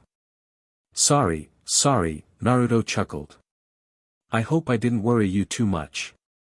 You presume a lot, Kagaya remarked. Of all the things there are for me to worry about because of you and your actions, you are not among them. Then why'd you sigh with relief when you saw him? Toph challenged with a smirk. It was one of annoyance. It appears my servant has found himself a playmate whilst we were busy trying to save his idle soul. Kagaya glanced around. I assume you dealt with our assailant? I think so. Naruto looked at the girl in his arms. She was still fast asleep and hugging his blanket and nuzzling against him as he walked, occasionally mumbling something about a scary demon and a brave prince. Naruto thought she looked peaceful with her soft smile. He couldn't help but grin a little. Wait a second. Toph snorted and pointed dramatically. You're not trying to tell me that this is the thing that was causing us trouble. WL. She's the same color, Naruto shrugged, being careful to try to not disturb the girl in his arms. And the clothes she's wearing now were inside the giant slime's body. I guess if she's made of slime, it's possible she rearranged her body. Chi-Chi admitted. But she appears far more viscous than the creature. Viscous? Naruto and Toph echoed. She is saying this girl is far more solid than the creature that attacked us, Kagaya frowned. If you remember, our assailant left a trail. Well. Naruto glanced down at the trail leading into the cave. There's no way out except the main entrance and the slime trail ended at her body. But I can't have lost to her. Toph blinked. I mean, look at her. She's all. The toad liminal flailed her arms, cutesy punk and stuff. Cutesy punk. Chi-Chi chuckled as she looked at the happily sleeping girl. It was true she was wearing a biker jacket that was unbuttoned, revealing a well-worn white shirt with a skull and crossbones design with what looked like a denim skirt, but as Chi-Chi got closer, her excellent night vision allowed her to see stitching that suggested the clothing had been made from a pair of jeans. While most of her visible body was pink, the hair-like slime on her head was black and had a single tentacle sticking up out of the center that was tipped with yellow. If not for the general cute aura the girl was emitting, the Arachne would have probably instantly labeled her as a troublemaker as she did with Toph. I can see where you're coming from. If she is defeated, Kagaya looked at the girl critically. Then we are done here. Let us return home. Right, Naruto chuckled as Chi-Chi led the way back home, not that the slime trail was that strong to follow. Hey boss, Toph smirked as she limped beside Naruto. Wanna know something interesting? Go on. Naruto glanced at the toad type who looked over her shoulder at Kagaya, who was at the back of the line, deep in thought. The old bunny hag was so sure you were gonna make it. Kind of sweet that she has so much faith in ya, huh? Oh. Naruto turned his head and grinned at Kagaya. Thanks for having faith in me. Such an opponent should have posed minimal risk to you, Kagaya pointed out. You survived me after all. Even if it was with some help from those other four. I guess so, he nodded in agreement. Although you took far too long, Kagaya continued. As my servant, you should perform your duties far more efficiently. However, I will overlook it just this once.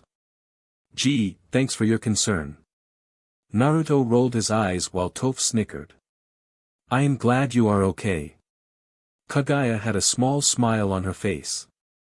Toph and Naruto shot Kagaya a surprised look. It would have taken far too long to train these imbeciles to be passable servants. Oh, right.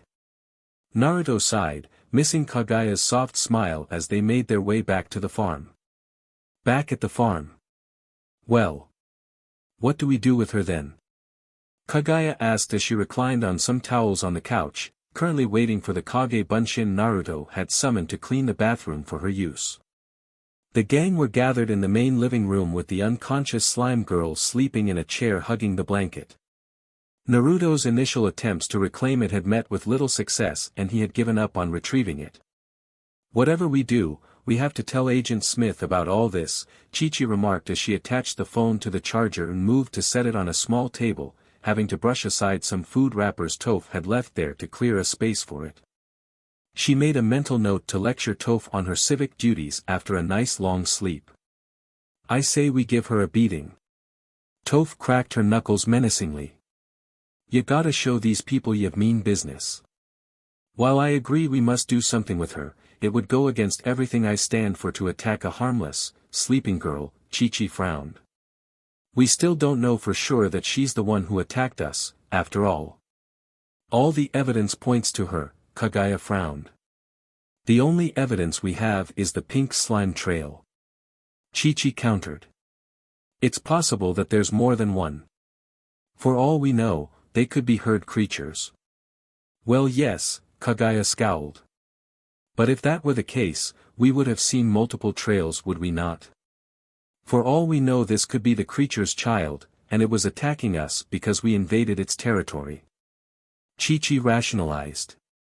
What with it being the full moon, it makes sense that the creature would be much more aggressive in defending its territory. The monster is just trying to scare away those who trespassing on its home. Imagine how angry it'll be if we've taken its child. It shouldn't go about trying to steal my territory then, should it? Toph argued defensively. I think the vulgar spider might be onto something there, Kagaya scowled softly, after all, the delinquent toad is far more territorial at the moment. Was there truly no one else but you and this girl in that cave? I didn't see anyone in there, Naruto shook his head. But I could send a clone to check if you would like, maybe deliver a message that the girl is perfectly healthy and we just want to talk. I'll tell you how you send a message. Toph hobbled over to the sleeping girl. Cut off her finger and send it back to them. I am not even starting to list the rules that would break, Chi-Chi scowled. We're not some sort of mafia gang. Yet, Toph grinned evilly. But one day. Maybe. Wait a minute, Naruto's voice cut through Toph's dreams of infamy. If she is part of the exchange program then she should have a handler, right? Well yes she should. Chi-Chi nodded. If she's a part of the exchange. Did the cave look like a temporary home or was it more permanent looking? It looked well lived in from what I could see, Naruto nodded with a soft frown. But she could have run away from her handler or something. The exchange program is only 2 years old, the long leg type glanced at the sleeping girl. If she's responsible for the ghost stories, then it would be fair to assume she's been living around here since long before the program started and the chances of her having a handler are slim at best. Wait a minute, Kagaya stepped over to the girl and plucked a small bit of material from her jacket pocket. This. Do you recognize it? Naruto walked over to it. Hey, it kind of looks like the material your kimono is made of. There's your evidence, Kagaya waved it at Chi-Chi. This is clearly the being that attacked us. Maybe her parent gave it to her as a present, Chi-Chi countered. A small scrap of a torn kimono? Kagaya frowned. That seems unlikely. Well, we know little about how slimes function as a society. I'm only stating possibilities. Chi-Chi frowned, Handler-san. This is your decision to make. No matter what you decide I shall abide by your decision, as article. Servant, our course of action is clear. She must be punished, the former rabbit goddess interrupted Chi-Chi who merely sighed in a resigned fashion. Kagaya spared her a glance as she tucked the spare bit of fabric into her sleeve before returning her gaze to Naruto. Assaulting a noble is a most heinous crime. It is treason and the punishment for such a horrid act is execution. Wait a second, the long-legged arachne stepped back. You can't just kill her. You have a point, Kaguya paused. A being of slime probably would survive most traditional methods of execution. That's not what I meant, the long-legged arachne sighed in frustration. Even if she isn't a part of the program, she still has rights. We have to report this to Agent Smith. Chi-Chi turned to Naruto, it's the correct decision to make, Handler-san. Any thoughts, Toph? Naruto turned to the toad type who was sat nursing her ankle. I never thought I'd say this but. Toph jerked her head at Kaguya, I gotta agree with the bunny hag. We gotta take care of this ourselves. A surprisingly wise decision, Kaguya nodded her head at the toad type. So what you're saying is anyone who attacks a noble has to be killed? Naruto asked. Of course. Kaguya remarked confidently. Well, I guess that means we're screwed then, Naruto remarked calmly. Pardon? Kaguya glanced at an equally confused Chi-Chi and Toph. Well, you and I fought before we came here, right? And unlike the slime girl here, we were trying to kill, or seal, each other. My crime is worse than hers, so I must need to get executed as well. Well. I guess but. Kaguya started to explain. And you have admitted I have noble BLD, so that means you attacked a noble as well. Yes, but that was different. And then Toph attacked me, so she needs to be killed. Okay, I get it. Kaguya turned her back on Naruto. Your inability to make the strong choices will be your downfall. I don't think someone who has benefited from my mercy should comment on it, Naruto dryly responded. Kaguya opened and closed her mouth, failing to think of a comeback. You disrespectful servant, she grumbled in defeat, leaning against the wall. Wow, boss. You silenced her. Toph nodded in appreciation. Fine, if you don't want to kill her I'll go with your plan. What is it by the way? Air. Naruto rubbed the back of his head sheepishly. I'm sort of a, make things up as I go along, kind of guy. So you haven't got a plan, Toph grinned. That's the best way. If you don't make plans they can never go wrong. I just had a horrible vision of how this household would be without me, Chi-Chi shivered. I believe the first thing we should do is call Agent Smith and keep our guest contained. She is clearly dangerous if she's the one who attacked us, which I admit it seems to be the case. You can't just blame her, Naruto pointed out. Didn't you just say that it might be the fault of the full moon? Full moon or not, if she did it she has to be held responsible for her actions. If she is too dangerous to be allowed into modern civilization, then she must be either deported or detained. Isn't the whole point of my arrangement with Ms. Smith the fact that I can host liminals that would be too dangerous for normal hosts? Naruto pointed out. And we're pretty far away from any other humans. Besides, where are they going to deport her if she's from around here? Well, that is true, but it doesn't change the fact she's too dangerous even for you and should at the very least be detained. The arachne declared before calming down a bit. However, as our handler, it's your decision to make. I think we owe her a chance to explain herself at the very least, Naruto suggested. And when she tries to kill us all? What then? Kaguya remarked. Then I guess you can say I told you so. Naruto responded nonchalantly. One of these days you will learn that sparing an enemy is a mistake, Kaguya shook her head condescendingly. If he didn't learn it by sparing you I doubt he ever will, Toph snorted. Back to the matter at hand, Chi-Chi cleared her throat so the others would look at her, even if we alter some of the details we still have to report her presence. I guess, Naruto sighed as he walked over to the phone Chi-Chi had put on the charger, she did give us a number to ring in emergencies, so I guess we could give it a try. Be careful, Chi-Chi warned. With the battery so low, if it's unplugged it'll probably run out of power almost immediately. Don't worry, Naruto picked the phone up and stared at the blank screen. So I turn it on using this button. Then I enter the number. He looked around the table that, despite Chi-Chi's best efforts, still had several food wrappers courtesy of Tofu on it. Right. He pressed dial. Air. There is a strange beeping. That's supposed to happen, Chi-Chi reassured him as he waited for the person on the other end to answer. Manako's apartment. Wah. Manako blinked as a sudden ringing shook her from her slumber, causing her to jump out of bed in a blind panic, getting tangled up in her bedsheets and crashing to the floor ungracefully. Ow. She winced as she stood up, using her arms to feel around to find her phone in the dark, stubbing her little toe on a desk and biting back a cry of pain, so she didn't wake anyone else up. After much flailing around she managed to find her phone and held it up to her eye. An unknown number at this time. I shouldn't answer it. But what if it's an emergency and someone needs me? I have to answer it. But what if it is a haunted phone call that will take my life like Zambina told me about in that film? The phone continued to ring as the uncertain Manako stared at it. I have to answer it. I mean, who would ring at this time if it wasn't an emergency? I mean, I'm pretty sure that film was all made up. Like humans used to think liminals were.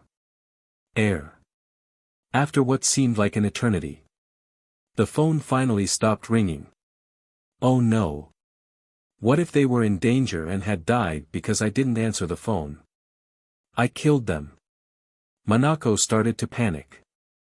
What if this gets brought up by Smith-san at my annual review and I have to go back home?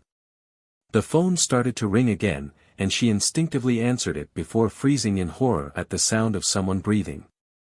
After a few minutes of this, the breathing stopped as if the person on the other end finally realized someone had answered the call. Oh, did someone answer? Hello? Is this Ms. Smith? The familiar voice of the blonde-haired human sounded through the phone. Uzumaki-san. Manako panicked. Oh no. He is calling me to complain about the time I helped Zambina-chan and Doppel-chan to prank him. He must be furious. All I have to do is say sorry. But what if he gets mad at me? Hello? Is everything alright? She asked. Do I know you? You're not Ms. Smith, but you do sound kinda familiar. Air. I was told you might ring this number. My name is Asada Shino. She spoke in a deeper voice. Oh, great cover, Manako. He'll see through that straight away. Oh, sorry, you reminded me of someone else. Naruto sounded apologetic. Now that I think about it, their voice was much higher pitched. Must be an effect of this telephone or something. Their voice seems a little weird, but then again maybe it's a Shino thing. The Shino from back home was a little weird. He thought to himself with a soft smile. I get that a lot. Manako let out a sigh of relief. I can't believe he didn't realize that was a fake name. I guess he doesn't watch a lot of anime. Air. How can I help you? Well, you see, Ms. Smith gave me this number to ring in the case of emergencies. Oh no. Manako spoke in her normal voice before remembering her act. I mean. That sounds bad. Oh, it isn't that bad. Naruto's voice sounded calm. We just had a bit of an incident with a new liminal. New liminal? Manako frowned. I didn't think any of the new arrivals had been approved by Smith-san just yet. Yeah, some sort of slime girl. Slime girl? The mono-eyes lone eye radiated her confusion. I don't recall seeing any paperwork for a liminal like that. I thought slimes were just a fairy tale. None have joined the program as far as I'm aware. Nothing major, Naruto assured her, just a few of us got a bit roughed up in the process. Just ringing to let you know about it. Do you need some help? Manako asked. Well, I figured Ms. Smith would be showing up for breakfast anyway, Naruto remarked dryly, so she might appreciate the heads up. Thank you, Manako cleared her throat. Do you want me to pass the message on for you? I was going to get in touch with her myself. I thought this was her number. I guess she just offloaded the emergency call to someone else. Naruto chuckled. She also gave me this email address. Let me see. There was the sound of rustling on the other end of the line. Ah, here we are. It's one Shay girl, 0. Is this hers? No. It's mine. Manako's shoulders drooped. Seriously, Smith-san. Why must you try and palm off all of your jobs to Moen? We are supposed to be a task force for dealing with rowdy liminals, not your personal minions. Really? The address has girl in it, so I was expecting a girl to answer. Naruto remarked. You see. Manako started to panic. Well, my sister and I. We share the same email. There is no way he's going to believe that. Oh, that's neat. Naruto sounded slightly sad. You and your sister must be pretty close. Why, yeah. Manako paused. Is everything okay, Uzumaki-san? Ah, I'm sorry. I never really got to spend time with my family. They died when I was born. I'm sorry. I know they loved me though, so it isn't all bad, Naruto. But I always wanted a younger sibling, you know. Really? Manako smiled. I'm sure you would make a great big brother. You think? Naruto sounded embarrassed. I don't know about that, but... Hey. What are you doing? Wait, stop. Stop. The phone line suddenly went dead. Uzumaki-san. Manako froze before trying to call him back. I'm sorry, but the number you are trying to connect to has not set up its voicemail yet. Please try again later. An automated voice told her. Oh no. Manako bit her lip. What if the strange liminal has attacked them? I should call Smith-san and the others. She paused as she saw the time on her phone. I can't call them this early in the morning. They'll probably be asleep and won't wake up. But what if Uzumaki-san is in danger? The mono-eye froze. I have to make sure they wake up. She quickly ran out of her room, skidding as she ran down the hallway of the apartment complex. Uzumaki-san's life could be in danger. She came to a halt outside a large door with a pink love heart in the middle of the door with the name, Tyanisha, written in a cursive script in it. She knocked on the door loudly but got no response. Come on, Tio-chan. Please open up. She bit her lip nervously before remembering that she had a spare key in her room for emergencies and rushed back to get it. A few moments later, she opened the door, pausing as she turned on the light. Tio's room was pretty much how Manako remembered it. Bright pink everything with plenty of stuffed animals lying around. Tio herself was fast asleep on a large bed with a large plush bunny squeezed between her ridiculous chest. While Manako was dressed in pajamas that covered everything, Tio favored what was essentially an impossibly large BR with matching pink underwear. For a second Manako looked at her comparatively petite frame before shaking off the slight depression and trying to wake the ogress. Tio-chan. Manako shook her gently only for her to roll over, releasing the giant plush animal, the bed creaking as its inhabitant rolled over. You have to wake up. 5 more minutes. Tio mumbled sleepily before returning to her original position and reaching for her plush doll, only to grab the mono-eye and envelop her in a warm hug. Tio-chan. The MON sniper struggled against Tio's hug, trying her best to resist the warm, relaxing sensation of being in her friend's presence only for the ogress to tighten the hug, effectively silencing Manako by burying her face in her chest. That tickles Mr. Bunny. Tio mumbled sleepily before falling silent, her gentle breathing the only noise in the room. I wanted to save Uzumaki-san. But who will save me? Manako thought grimly as she struggled to escape Tio's grasp. Back at Naruto's farm. Why are they talking about family? Toph glanced at Chi-Chi who shrugged. 2 liminals were sat listening to Naruto talk on the phone while keeping one eye on the slumbering slime girl. Kagaya had retired, declaring there was no reason for a noble to be up at such an unreasonable time and that she needed a bath. I'm sure Handler-san has a reason. Chi-Chi glanced at the slime girl who showed no signs of waking up. Our guest is still unresponsive. Yeah, Toph poked the girl with her bakudo, smirking as the girl mumbled something in her sleep and rolled over. She really is solid, eh? Are we sure she attacked us? Her tone made it clear she was hoping that Chi-Chi would say no, to try and salvage the toad type's pride.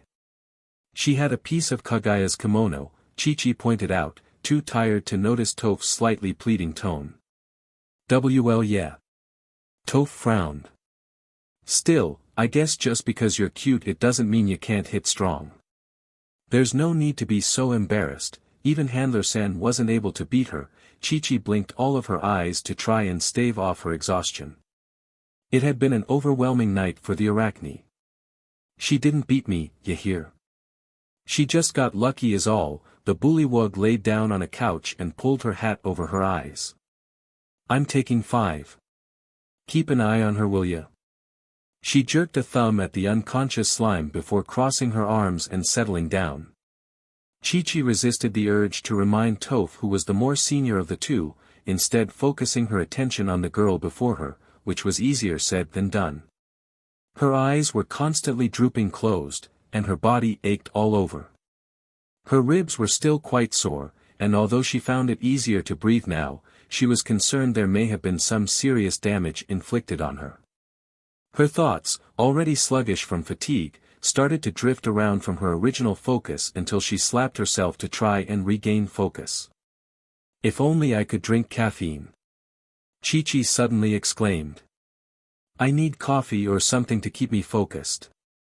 Toph, I'm going to go splash my face with water to wake myself up. Keep an eye on our guest. Whatever, Toph grumbled. Ya ain't my boss. Not more than a few moments after Chi-Chi left the room to go to the kitchen, she was snoring softly. Unfortunately it was at this point the young slime girl started to stir. Where's the prince? She mumbled sleepily before looking around. She was in a room she had no recollection of, yet at the same time felt slightly familiar to her. She slowly stretched as she got out of the chair she had been sleeping in, looking around at the large living room.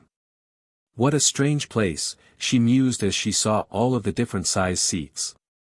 She paused in fear as she saw Toph. Oh no! That's the strange girl who attacked me in the bushes a few days ago. She must have captured me. She looked around for a way to escape, and she noticed the blonde human that she had spied invading her farm. This is bad. Oh, Papa, I'm sorry. Your little girl has gotten herself kidnapped. Wait a second. He's on the phone. He must be calling reinforcements. The girl reached out with her hand, that twisted into a tentacle. You think? Naruto rubbed the back of his head. I don't know about that but. He paused as he noticed the pink tentacle wrap around the phone. Hey! What are you doing? Wait, stop. Stop. He watched as the slime tossed the phone across the room, disconnecting it from the charger. Why did you do that? Stay away. The girl squeaked as Naruto walked towards her. You don't belong here. Naruto blinked. This is Papa's farm. Go away. The girl waved her arms wildly. Shoo. Unfortunately, her wild flailing achieved nothing but hitting Toph, who woke up. Alright.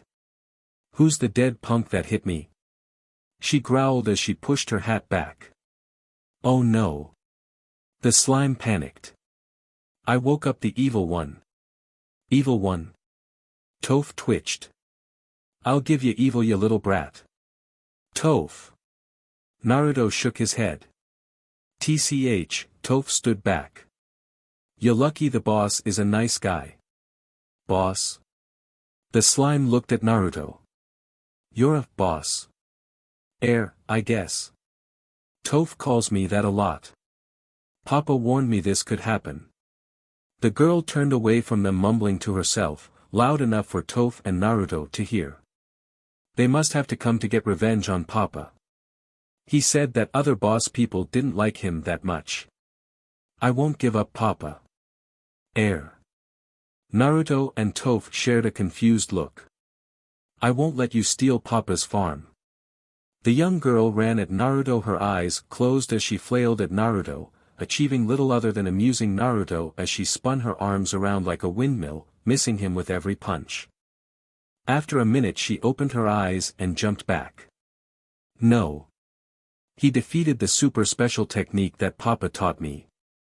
Ah. What do I do now? She turned her back on Naruto again and mumbled to herself. And I thought you were a bad fighter. Kurama snorted. For what it's worth. I can't sense any genuine malice. Thanks, Kurama. Naruto shook his head. I don't think she means us harm. I guess this place is important to her and she wants to protect it. Are we sure she's the one that attacked us? Toph snorted as the girl spun around back to face them and pointed at Naruto. You can't stay here. If you don't leave right now, I'll get really mad. She puffed out her cheeks. So shoo. You know, you kind of look adorable right now, Toph smirked. You sure as hell ain't scaring us away. Yeah, here. But. This is Papa's farm. The girl slumped. You meanies. She started to cry loudly. What's going on in here? Chi-Chi frowned, her expression lighting up as she saw the crying slime. She moved closer and crouched down before speaking in a soft voice, Shoo. It's okay. You don't have to cry. We won't hurt you. Really? Her eyes widened, looking like large emeralds. You can trust me, Chi-Chi smiled. I am a police officer in training, so that makes me. PP police. She leapt backwards. Oh no, Papa. It's worse than I thought. A real villain has arrived. What? Chi-Chi froze in shock. Papa was super clear that the police were the bad guys. She pointed at Chi-Chi. They always get you to do stuff you really don't want to do and punish you for having fun. Well, she does always try and get you to follow her rules, Toph nodded in agreement. See? The slime girl pointed accusingly at Chi-Chi. You are a big meanie, liar, bully face. My papa warned me about people like you. I don't know who your old man is, but he sounds pretty smart, the toad type smirked. He sounds like the kind of person I could get along with. My papa is the strongest, most awesome person ever. The girl nodded eagerly. Do you have a name? Naruto chuckled as he walked over to the girl. Yes. She beamed at him. My name is Sabaton-chan. Ah, wait. Papa told me not to talk to strangers. Ah. Forget that, you meanie. You tricked me. Well, Sabaton-chan, we're not here to take your farm from you. Really? Sabaton's eyes widened. Why, you mean it? This house is the property of the government and as such. Chi-Chi started to explain the laws. Evil police lady. Saboten pointed accusingly. I. Being called evil was too much for the Arachne, and she slumped into silent despair. Anyway, Naruto smiled slightly as he tried to reassure Saboten. What Chi-Chi was trying to say is that we have nowhere else to go. Plus this seems like an awfully big place for such a young girl to live alone, right? Papa did say the house was too big for one person. Saboten nodded in agreement. I have a solution then, Naruto nodded sagely. We'll help you look after the farm, okay? Is this a trick? Saboten narrowed her eyes suspiciously. Because if it is, Papa will beat you up and make you sleep with the fishes. Her father sounds like some sort of criminal, Chi-Chi remarked, having recovered from her earlier shock. If loving freedom and being a nice guy who doesn't follow the rules make you a criminal, then I would rather be one. Saboten declared. DMN straight. Toph cheered. I think we should separate her from Toph immediately. Chi-Chi turned to Naruto. Maybe there's still hope for her if we start educating her now. She might have attacked us but... I didn't attack anyone. Sabo-ten protested. Pardon? Chi-Chi paused. I said I never attacked anybody. I don't want to harm people, just scare them away. She declared. Then what attacked us last night? Chi-Chi asked. Papa said not to tell the coppers anything. Sabo-ten mimed zipping her mouth shut. Seriously, Toph grinned as Chi-Chi started to twitch in anger. I liked the sound of her father teaching his kids the important life lessons. I'm sure your parents taught you a thing or two. Naruto turned to the toad type. Never really met my dad, Toph shrugged. But my mother taught me all I needed to know to survive. You can't trust nobody. She rubbed her stomach with a distant look on her face. Sorry, Naruto paused. I didn't. It's nothing, Toph shrugged. I'm still alive, so she clearly did something right. Unable to think of anything to break Toph's scowl, he returned his attention to Sabo-ten. Can you tell us what it might have been then? It was a giant pink slime monster. I don't know, Sabo-ten frowned softly. I've lived here all my life and never seen anything like that. Well, there was that one time. Really? Chi-Chi leant forwards only for Sabo-ten to clam up again, causing the arachne to slump in defeat and walk back into the kitchen. Can you remember what you saw? Naruto asked. Sure, mister. Sabo-ten beamed. See. It was a long time ago. I was still a little slime at the time, so I don't remember much. I always remember Mama and Papa said I had to go to bed really early on full moons, but this time there were these nasty people trying to destroy Papa's farm. I thought I would be a good girl and help them out by scaring off the meanies trying to destroy Papa's dream. I stayed up late until all the nasty people had left, and then, I vaguely remember climbing into a big yellow digger, but there was a strange smell, and I fell asleep. When I woke up, Mama and Papa were so angry with me. They said they were worried that I could have gotten hurt. But the builders had all gone away, and the machinery was all damaged as if something big attacked it. Papa said I was lucky that I wasn't attacked as well. A strange smell? Naruto paused. Yup, Sabo-ten nodded. Come to think of it. I smelled a similar smell yesterday. She frowned. I was trying to scare you away by writing a scary message on your blanket. Sabo-ten looked at the aforementioned material and holding it out embarrassed. There was smudged message written in some red liquid that Naruto could just about make out as, go away or else. I was writing the message, then I felt really sleepy and snuggled up into the blanket and, well. She rubbed her head with a cute blush. I guess I must have fallen to sleep. I see, Naruto frowned. For what it's worth, I believe that she genuinely believes she didn't do it. Kurama's voice echoed in Naruto's mind. Do you think it was her that attacked those builders and us? Yeah. Can't you sense the natural energy she is brimming with? Kurama yawned. I guess she wasn't emitting killing intent because she wasn't trying to kill you, only scare you away. Still, I'd keep my eye on her. Just because she doesn't mean to, doesn't mean she can't hurt you. Naruto nodded solemnly. Say Sabaton-chan. Yes. The girl smiled at him. You said this is your father's farm? Yes. Papa made this farm with his own sweat and blood. She nodded vigorously. It was his dream. His dream, Chi-Chi remarked as she re-entered the room, a cup of orange juice in one hand. Well, if she's telling the truth, it seems as if she is the daughter of the first owner of this farm who went missing suddenly. Missing? Papa never went missing. Sabo-ten pouted. Papa was with Mama. Your mother. Chi-Chi smiled and awkwardly crouched so that she was closer to Sabo-ten before offering her the drink. Tell me more about her. If I remember, this is the recommended approach to talking to youths in my police books. I have to appear friendly and approachable. This may be easier if I position my hair to hide some of my eyes. She started to fidget with her fringe. Papa told me not to speak to coppers. She repeated but took the drink.